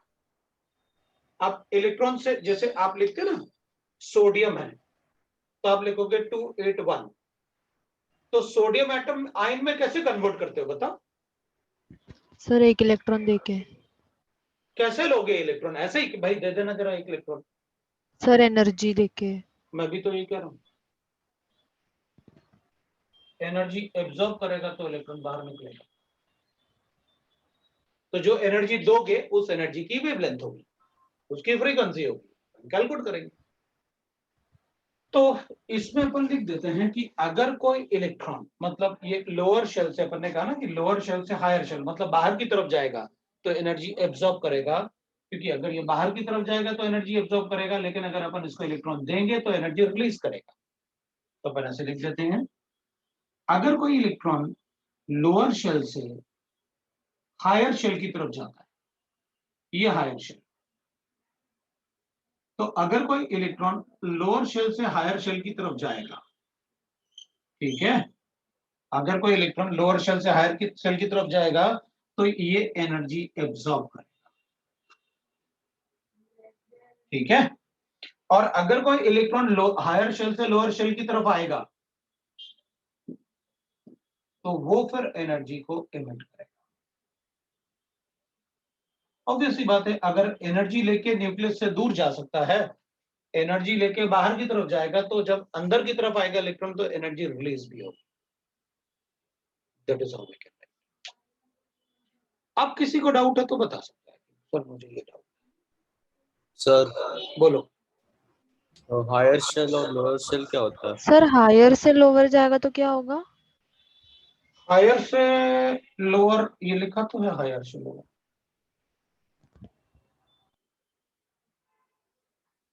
ऐसे तो हायर और लोअर का मतलब हो गया कि अगर अपन न्यूक्लियस है हमारे पास, एक पॉजिटिव चार्ज, इसके इधर शेल्स होंगे और इलेक्ट्रॉन, ये पॉजिटिवली चार्ज है, इलेक्ट्रॉन नेगेटिवली चार्ज होता है। अगर बताओ पॉजिटिव चार्ज से अगर इलेक्ट्रॉन को दूर लेके जाना है तो एनर्जी देनी पड़ेगी या एनर्जी मिलेगी हमको? सर देनी पड़ेगी। हाँ, तो मैंने कहा ना कि अगर लोअर शेल से हायर शेल की तरफ जाएगा, अगर लोअर शेल से हायर शेल की तरफ जाएगा, ये फर्स्ट शेल है, ये सेकंड शेल है, ये थर्ड शेल है, तो लोअर शेल से अगर हायर शेल की तरफ जाएगा तो एनर्जी एब्जॉर्ब होगी। और अगर कोई इलेक्ट्रॉन पॉजिटिव चार्ज की तरफ आएगा, मतलब हायर शेल से लोअर शेल की तरफ आएगा, तो इलेक्ट्रॉन और पॉजिटिव चार्ज का अट्रैक्शन बढ़ेगा, दैट विल बी एक्सोथर्मिक। तो वो मैंने बताया कि भाई अगर इलेक्ट्रॉन और पॉजिटिव चार्ज न्यूक्लियस में अट्रैक्शन बढ़ेगा तो it is exothermic phenomena, energy is emitted, energy release होगी। और अगर आपको लोअर शेल से हायर शेल की तरफ जाना है तो आपको एनर्जी देनी पड़ेगी, एनर्जी इज एब्सॉर्ब, राइट? तब उस केस में एनर्जी एब्सॉर्ब हो जाएगी। तो ठीक है, मतलब अपन ने सिर्फ ये पढ़ा, भाई सीधी सीधी बात है, इधर अपन को लोअर और हायर छोड़ो, आप ये बताओ कि इलेक्ट्रॉन जब तक एक ही शेल में रहता है वो ना तो एनर्जी इमिट करेगा ना एब्सॉर्ब करेगा। अगर इलेक्ट्रॉन अपने शेल को चेंज करेगा तो फिर उसे एनर्जी या तो यूज करनी पड़ेगी या फिर एनर्जी वो इमिट करेगा, डिपेंडिंग कि वो हायर से लोअर में आ रहा है या लोअर से हायर में जा रहा है, कहां चेंज कर रहा है। न्यूक्लियस में तो गिर नहीं सकता, तो अपन कहेंगे, फिर उस केस में अपन चेक करेंगे कि एनर्जी कैलकुलेट कैसे करते हैं। तो ये मेरा इक्वेशन 1 था और ये मेरा इक्वेशन 2 था, इसमें जो अपन ने कैलकुलेशन किया, बाकी सारा पार्ट मैं हटा रहा हूं। जो पार्ट लिखा है उसमें से अगर कोई डाउट होगा तो आप बताना। ये पोस्टुलेट्स, अब इन पोस्टुलेट के बेसिस पे, मतलब और भी अगर अपन को लिखना है, जैसे कभी कभी मैं स्कूल में और भी लिखना होता है, तो आप सर रदरफोर्ड एक्सपेरिमेंट को लिख दो और प्लैंक्स क्वांटम थ्योरी को भी लिख दो। Sir doubt. बोलो। सर सेकंड वाले में इंटीग्रल इंटीग्रल क्या आ गया यार?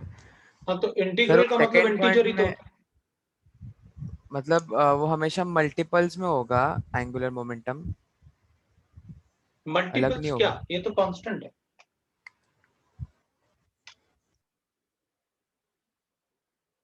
हम्म, h/2 तो कांस्टेंट है ना। बोलो। Okay sir. ठीक, कोई ना। तो now will write the explanation, मतलब जो उसने अपन को बताया पोस्टुलेट से अपन एक्सप्लेनेशन लिखते हैं। जो पोस्टुलेट उसने अपन को बताया उससे अपन क्या क्या कर सकते हैं, क्या क्या पढ़ सकते हैं, वो देखते हैं। उसने अपन को ये पोस्टुलेट बताया कि देखो भाई, why the electron revolve in a fixed orbit, वो बताया उसने अपन को। और दूसरा उसने अपन को बताया कि वी से दैट, कि ऐसे नहीं बताना कि किसी भी शेल को, कोई भी शेल एग्जिस्ट कर जाएगा, there are certain shells right ना, तो अपन वो बता सकते हैं। चलो देखते हैं।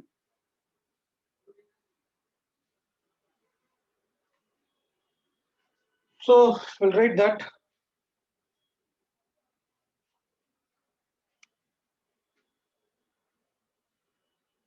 So we'll write the explanation. From the first postulate, I will get an explanation में देखते हैं अपन क्या क्या कर सकते हैं. So from the first postulate,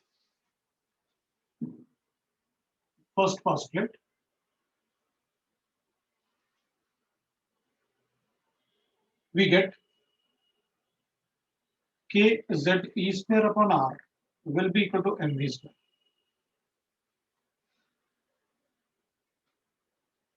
आपने फर्स्ट पोस्टुलेट ऐसे लिखा हुआ है, अभी चेक कर लो भाई।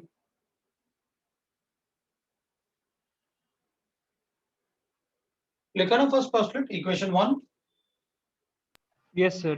तो फर्स्ट पोस्टुलेट से मैं ये लिख सकता हूं,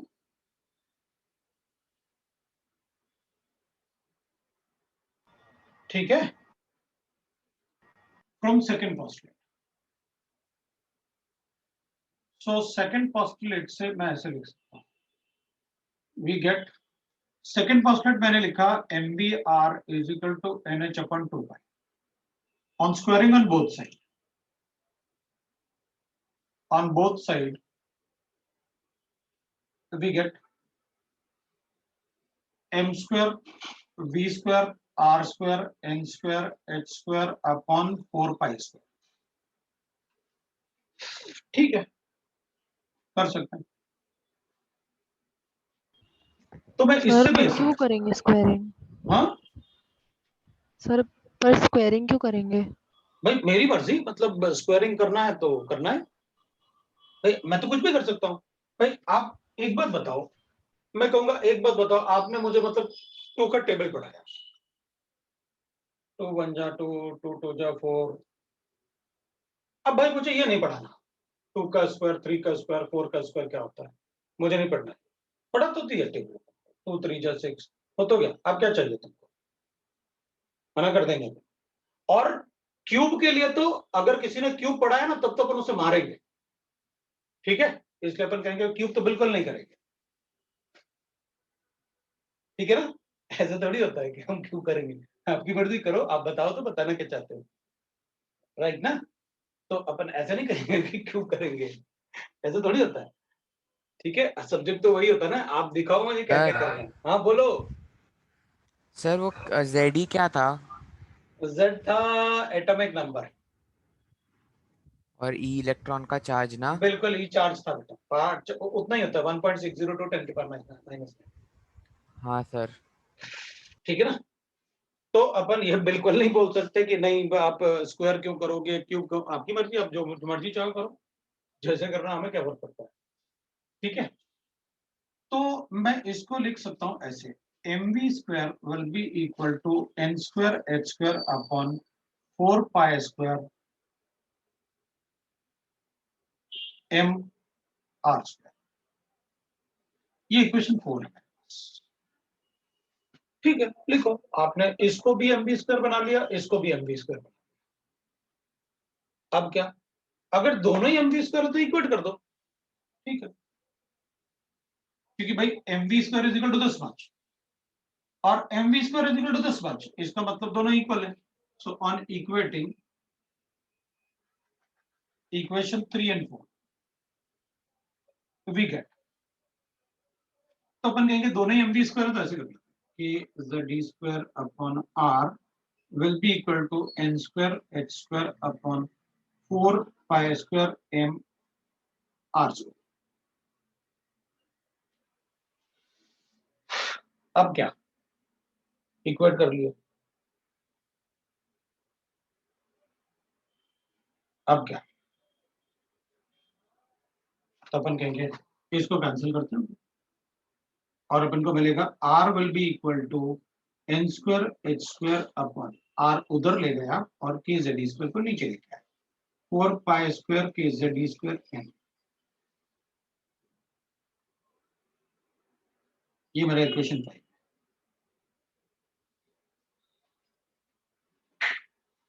ये मेरा equation 5।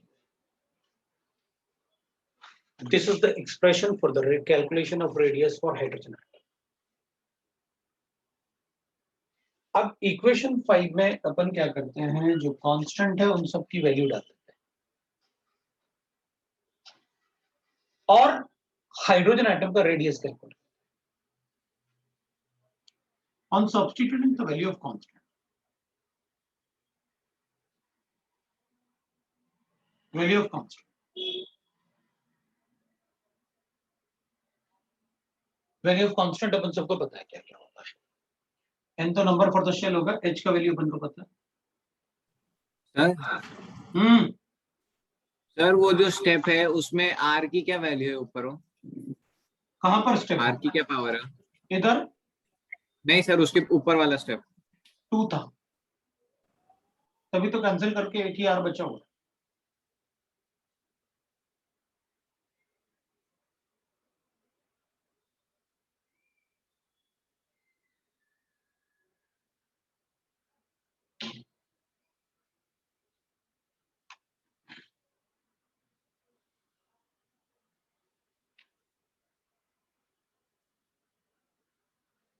M is mass of electron, no?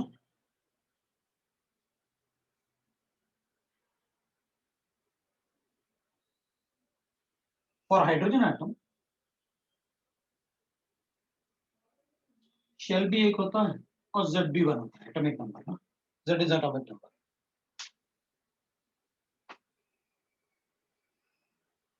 ये शेल था और ये एटॉमिक नंबर।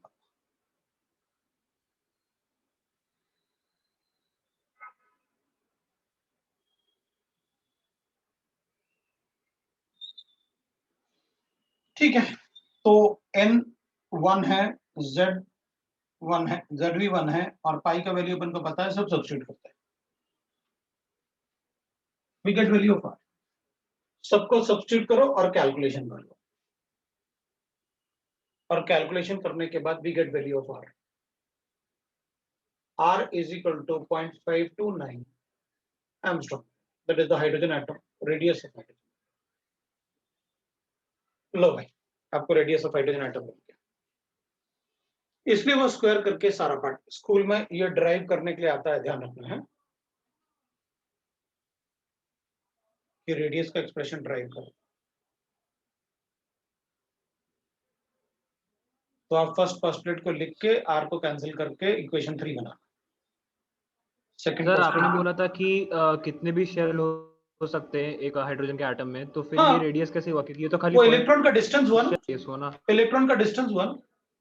हाँ सर, बस तो मतलब शेल तो इससे भी मतलब एटम का रेडियस तो इससे भी बड़ा हो सकता इससे ही बड़ा हो सकता है, बनाने वाले हैं ना अपन, क्योंकि तभी तो मैंने अलग से लिखा है कि n का वैल्यू 1 बढ़ाओ, सेकंड शेल का डिस्टेंस पर बताओ। मतलब ये रेडियस की वैल्यू कांस्टेंट नहीं रहेगी ना, चेंज होगी। नहीं, फर्स्ट शेल के लिए तो कांस्टेंट रहेगा, फर्स्ट शेल के लिए हाँ। सेकंड के लिए आप देखोगे, फिर देखते हैं। अगर मान लो किसी और शेल का रेडियस कैलकुलेट करना है तो अपन कहेंगे ठीक है, ये n का वैल्यू आप 1 नहीं देना। थर्ड शेल का कैलकुलेट करना है, n का वैल्यू 3 ले लेना। भाई इनके अलावा तो बाकी सब कांस्टेंट है ना।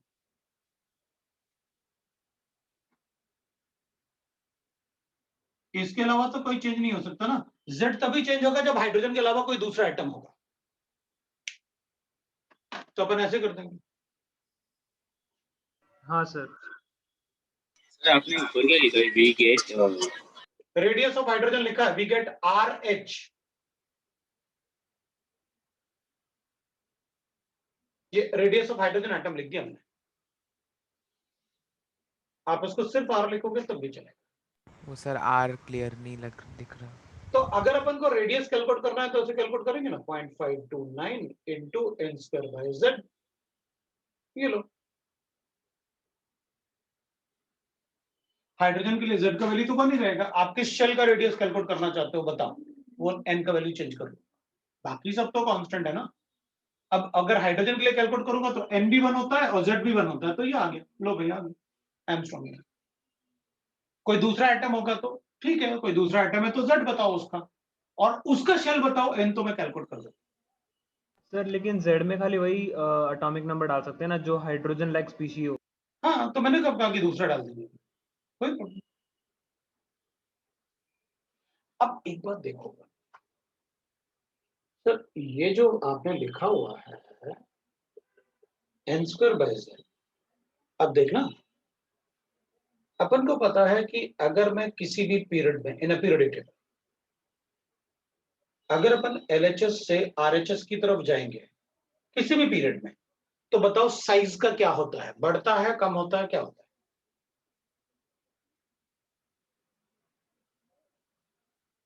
कम हो जाए। कम होगा ना साइज। कम होता है यस सर। सर। वो इसलिए कम होता है कि लेफ्ट हैंड साइड से राइट हैंड की साइड की तरफ एटॉमिक नंबर बढ़ता है, बढ़ेगा ना? Yes, हाँ sir. Sir.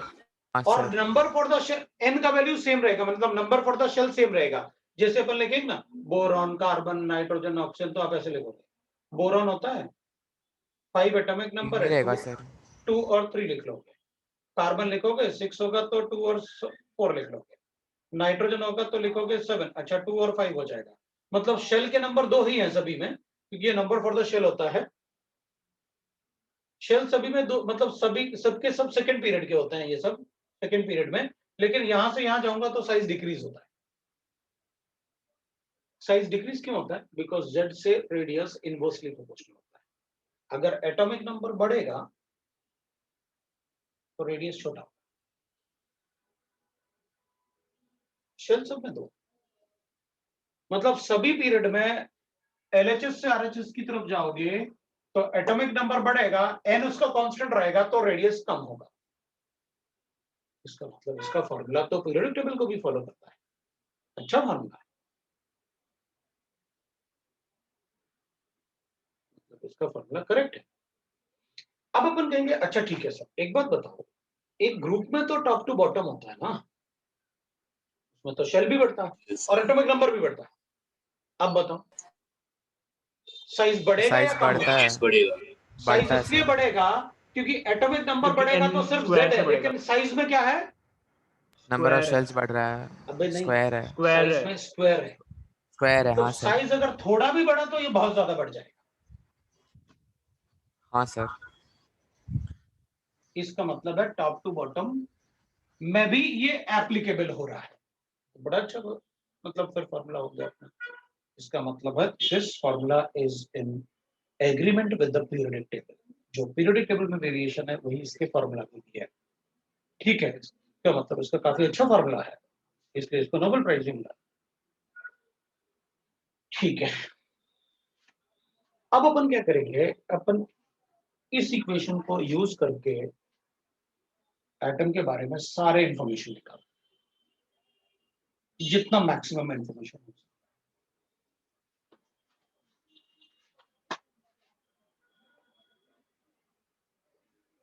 Point 1.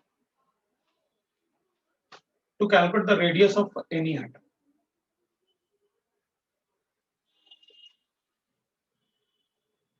In any atom.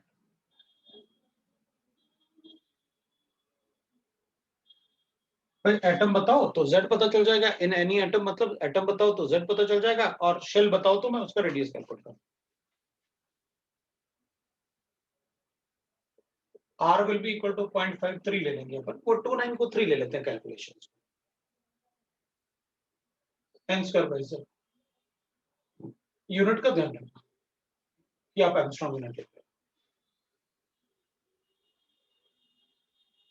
मतलब किसी भी एटम में किसी भी शेल में मैं रेडियस कैलकुलेट करके बता सकता हूँ। आप एटम बोलो मुझे z पता चल गया, शेल बोलो मुझे n पता चल गया, तो कैलकुलेशन बताओ।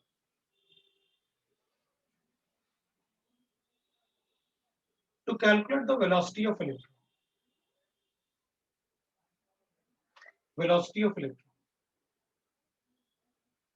in any shell,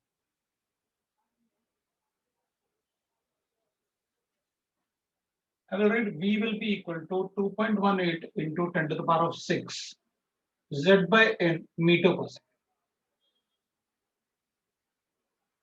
ये वेलोसिटी होगी। अगर हाइड्रोजन का फर्स्ट शेल होता तो हाइड्रोजन में Z भी 1 होता और N भी 1 होता।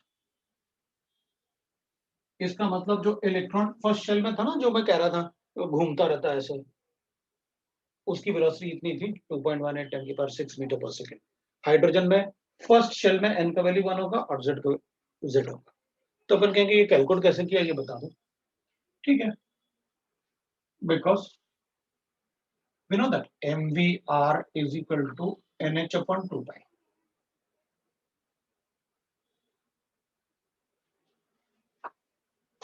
ठीक है, we know that.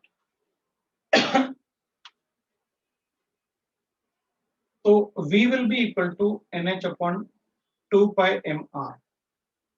ठीक है,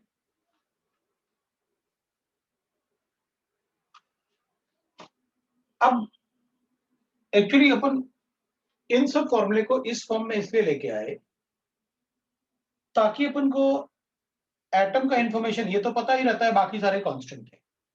अब इससे वेलोसिटी कैलकुलेट करना अपने लिए मुश्किल होगा। क्यों? क्योंकि अपन कहेंगे पहले रेडियस कैलकुलेट करो उस शेल का, फिर उसमें वेलोसिटी की बात करेंगे। तो मुझे कोई ऐसा फॉर्मूला चाहिए जिसमें मुझे सिर्फ आप एटम और शेल बता दो, मैं वेलोसिटी बता दूंगा। ओके, तो फिर इसमें इसको सब्स्टिट्यूट कर, तो आर की जगह अपन ये सब्स्टिट्यूट करते हैं और कांस्टेंट को सब्स्टिट्यूट कर देते हैं और सॉल्व कर लेते हैं न्यूमेरिकली क्या आएगा। ऑन सब्स्टिट्यूटिंग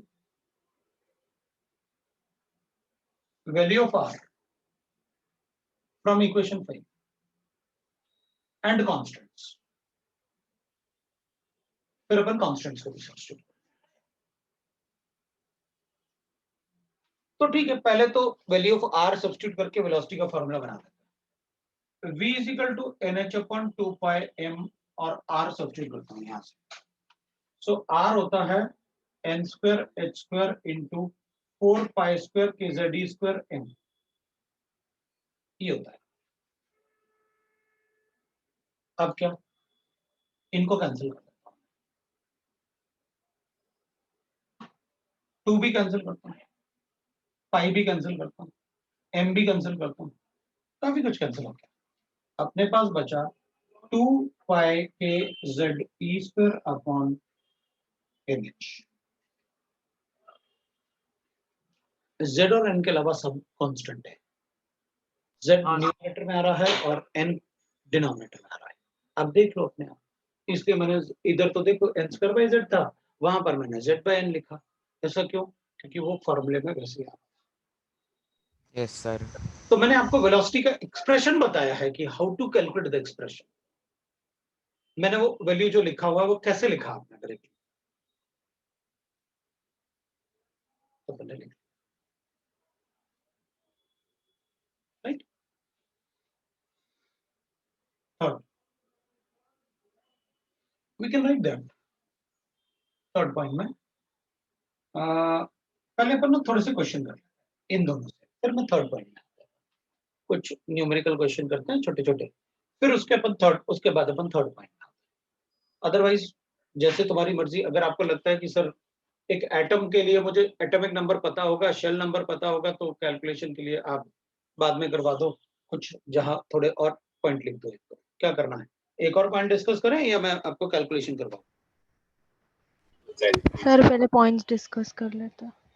लेकिन मैं सारे पॉइंट डिस्कस नहीं करूंगा, पहले एक और पॉइंट डिस्कस करूंगा बस उसके, क्योंकि मेरे पास टोटल 4-5 पॉइंट होंगे।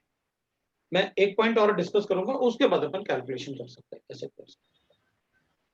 Okay sir. तो अब अपन पॉइंट नंबर 3 लिख लेते हैं। तुमने कहा है कि चलो मैं अपन सारे नहीं कर पाएंगे, क्योंकि सारे करेंगे तो फिर अपन को लगेगा यार थोड़े न्यूमेरिकल भी करवाते रहो, ठीक रहता है। To calculate energy of ionisation, energy of ionisation, एनिशन,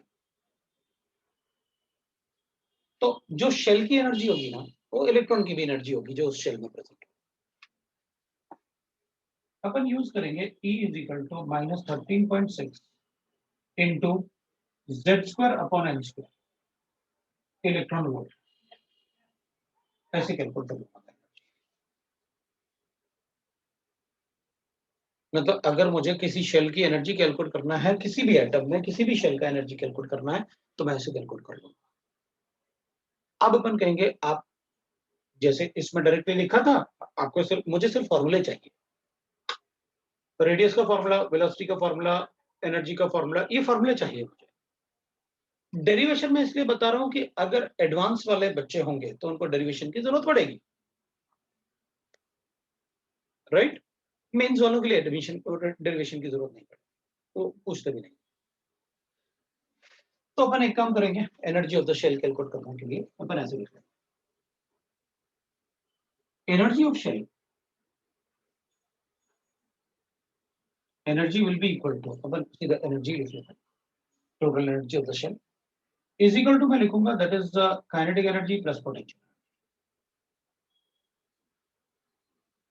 किसी भी शेल की एनर्जी जो होगी वो काइनेटिक एनर्जी और पोटेंशियल एनर्जी दोनों पे डिपेंड करेगा। सो अपन कहेंगे देख भाई, अगर कोई न्यूक्लियस है और उसके अराउंड इलेक्ट्रॉन है तो इलेक्ट्रॉन और न्यूक्लियस के बीच में अट्रैक्शन होता है, और अगर दो बॉडीज के बीच में अगर इंटरेक्शन है, अट्रैक्शन या रिपल्शन, वहां पोटेंशियल एनर्जी होगा। And electron is a moving particle, अगर मूविंग पार्टिकल है तो काइनेटिक एनर्जी होगी।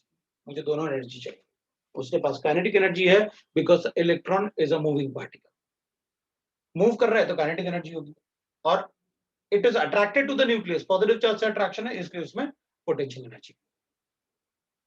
अब आप मुझे पोटेंशियल एनर्जी और काइनेटिक एनर्जी कैलकुलेट करके बताओ, और इसमें सब्स्टिट्यूट करके फिर आप टोटल एनर्जी मुझे बताओ। तो अपन क्या करेंगे, अपन कहेंगे देखो फॉर काइनेटिक एनर्जी, है ना, अपन काइनेटिक एनर्जी की बात फ्रॉम फर्स्ट पोस्टुलेट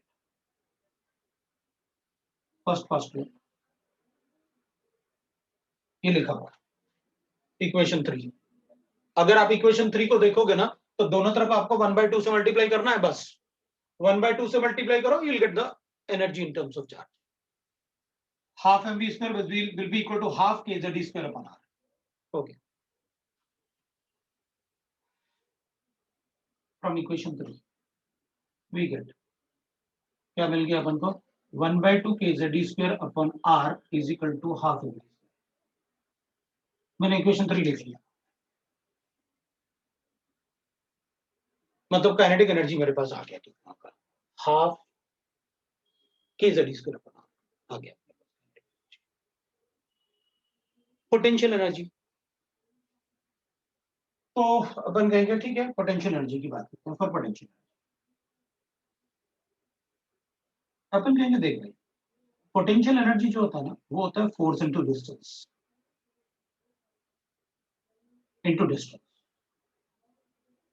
और फोर्स कितना होगा, इन दोनों के बीच में फोर्स ऑफ अट्रैक्शन कितना होगा, कि Z square upon r square,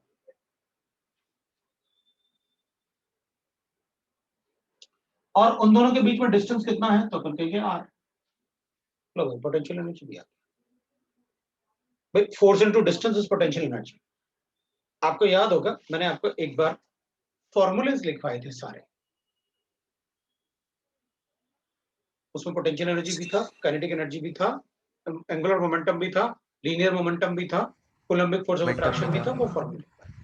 हाँ सर। तो इसको अपन लिखेंगे, that will become k Z e square upon r, that is the potential.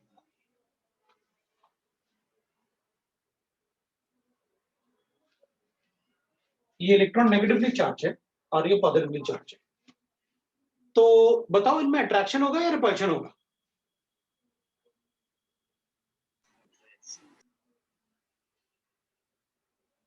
एक पॉजिटिव क्या बोला अभी चार्ज, रिपीट कर सकते हो क्या? एक पॉजिटिव चार्ज और एक नेगेटिव चार्ज है, दोनों में अट्रैक्शन है या रिपल्शन? अट्रैक्शन होगा, अट्रैक्शन। अट्रैक्शन। ट्रैक्शन। तो अट्रैक्शन के लिए पोटेंशियल एनर्जी हमेशा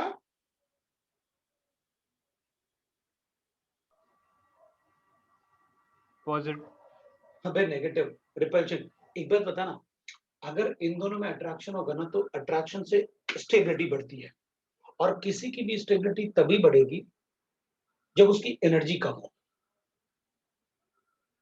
तो इसका मतलब है अट्रैक्शन से एनर्जी जो है ना निकल जाती है, रिलीज हो जाती है, तो वो स्टेबलाइज हो जाता है। अपन को भी तो यही होता है, जब भूख लगती है ना तो चुपचाप एक कोने में बैठ जाते हैं, यार खाना मिल जाता ना तो पेट में बढ़ जाता है, और उसके बाद हम अनस्टेबल हो जाते हैं, फिर घूमने चलते हैं और ये वो सब शैतानी शुरू। लेकिन जब भूख लगती है तो हम अब खाना वाना खा के एनर्जी रिलीज हो गई, खत्म हो गई, अब भूख लग रही है, तो हमारी स्टेबिलिटी बढ़ जाती है जब हम भूख लगती है हमें, क्योंकि हमारी एनर्जी खत्म हो गई ना, रिलीज हो गई, शैतानी कर ली। तो हमेशा याद रखो, जिसकी एनर्जी, जहां एनर्जी कम होगी वहां एनर्जी रिलीज हुई होगी, इनमें अट्रैक्शन हुआ, बॉन्ड बना होगा। तो पोटेंशियल एनर्जी में नेगेटिव साइन मैंने इसलिए लगाया क्योंकि यहां पर इलेक्ट्रॉन और प्रोटॉन का अट्रैक्शन की बात कर रहे हैं, और अट्रैक्शन के लिए रिपल्शन होगा तो दूर जाएंगे ना, रिपेल हो रहा है, ऑब्वियसली बात है, दोनों की एनर्जी ज्यादा है, झगड़ेंगे ही झगड़ेंगे। रिपल्शन के लिए पोटेंशियल एनर्जी ज्यादा, अट्रैक्शन के लिए बैठ एनर्जी। ओके सर, समझा। नेगेटिव।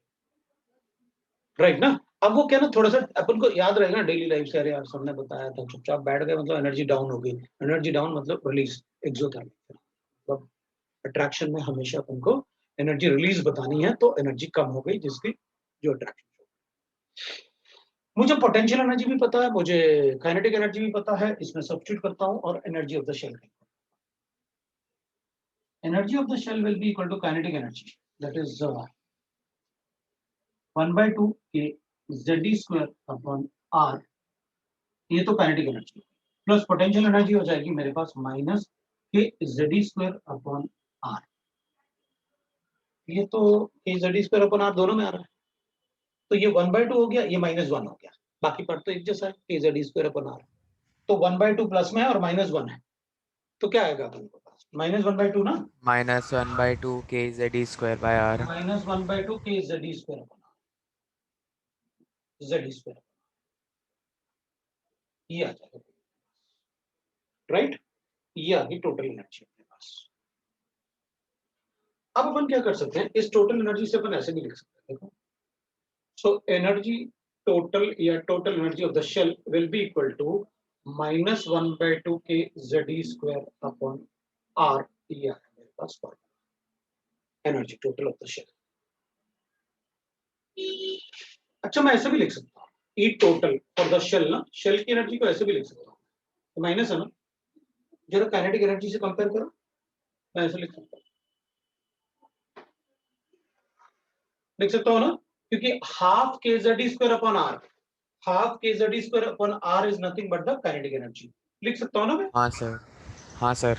और अपन ऐसे भी लिख सकते हैं, E total will be equal to 1/2 of potential energy, देखो जरा, ऐसे भी लिख सकते हाँ सर। हैं, लिख सकते हैं ना अपन, इसको इक्वेशन 6 लिखा ना, substituting value of R from equation 5 in equation 6,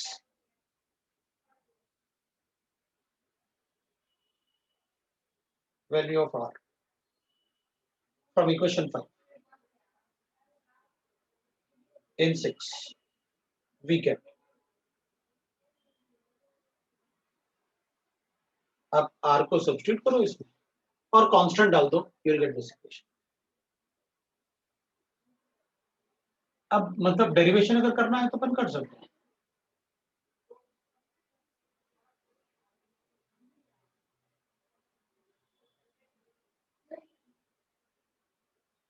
वो डेरिवेशन अपन करना चाहें कि एनर्जी का डेरिवेशन क्या होगा सर, वो बता दो, कर सकते हैं। तो एडवांस में ये सब डेरिवेशंस भी पूछ। बिल्कुल बिल्कुल बिल्कुल एडवांस में मैं बताऊंगा कैसे क्वेश्चन आते हैं, पहले एक बार ना अपन देख लें कि मतलब अच्छा ऐसे होता है, ये मेंस में आ सकते हैं, इसलिए तो पता है, मेंस में ये पूछ सकते हैं, बताओ टोटल एनर्जी और काइनेटिक एनर्जी का रिलेशन, वो पूछेंगे। मेरे पास यहाँ है -2 k square Z square e to the power of 4 pi square m divided by n square h square. लेकिन जब तक आप वहां तक पढ़ोगे ना मेंस से, मतलब आप थोड़ा सा और आगे पढ़ोगे ना, तो मैं फिर ना शॉर्टकट्स भी बता सकता हूँ, तो शॉर्टकट लेकिन अभी बताऊंगा तो समझ में नहीं आ रहा सर, अब कर क्या रहे हो, अभी नहीं बता सकता, आपको शॉर्टकट में बताऊंगा कैसे बनता है, बाकी बच्चों को भी बताऊंगा, ठीक है। ये एनर्जी का एक्सप्रेशन है और ये एनर्जी के वैल्यूज।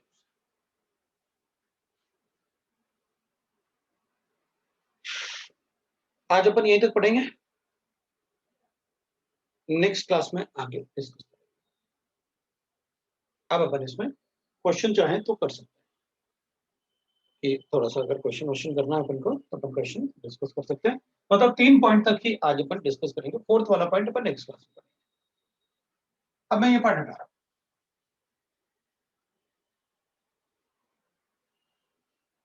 अब मान लो आपने मुझसे कहा मेरे पास अपन ऐसे क्वेश्चंस ले लेते हैं, एक छोटा छोटा क्वेश्चन और फिर अपन बता देंगे।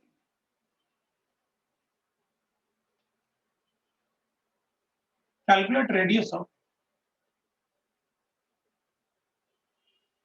Second shell in lithium ion.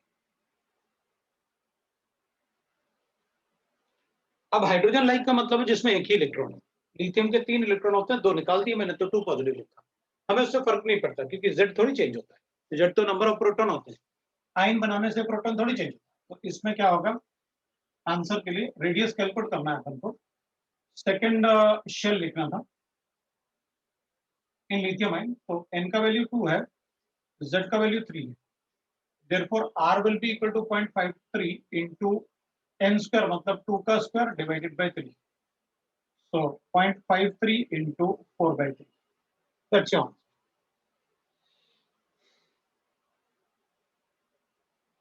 वो आंसर है, लेकिन ये आंसर अपना एमस्ट्रॉन्ग में नहीं है, कैलकुलेशन आपको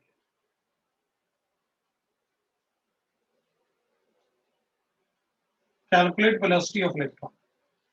0.77 Armstrong. Velocity of electron in third shell of helium. ठीक है, तो आंसर के लिए अपन कहेंगे शेल का नंबर थर्ड है मतलब n equal to 3 और हीलियम के लिए z equal to 2, तो therefore velocity will be equal to 2.18 into 10 to the power of 6. ये नंबर्स थोड़े याद रहने चाहिए, है वो कांस्टेंट वाले नंबर, क्योंकि वो याद नहीं रहेंगे तो गड़बड़ हो जाएगी मीटर्स मीटर पर सेकंड।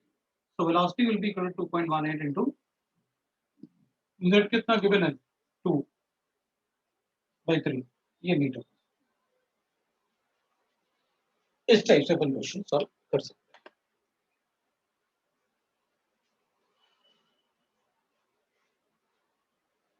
ठीक है, यस सर, तो मतलब इसमें फॉर्मूलाज में खाली वही वैल्यू याद रखनी है। बट याद रखने पड़ेंगे अपन को ये वैल्यूज ना, फॉर्मूले के वैल्यूज याद रख लो तो अपना काम हो जाएगा, फिर अपन इजीली अपने क्वेश्चन सॉल्व कर सकते हैं। फिर अपन को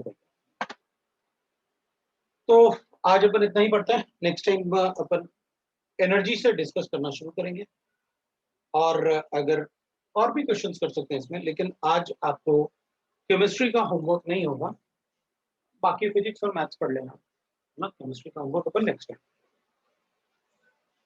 सर आपने लास्ट क्लास में बोला था कि आप कुछ बात बताने वाले हो, आपने केमिस्ट्री के तीनों पार्ट्स का वो भी समझाया था। अरे यार, चलो मैं नेक्स्ट क्लास में बताता हूँ, अभी नहीं, नेक्स्ट क्लास। ओके, चलो भाई, बाय। Thank you, sir. बस okay, bye Bye, sir, sir. Thank you sir, good night Good sir. night, sir. Good night बेटा।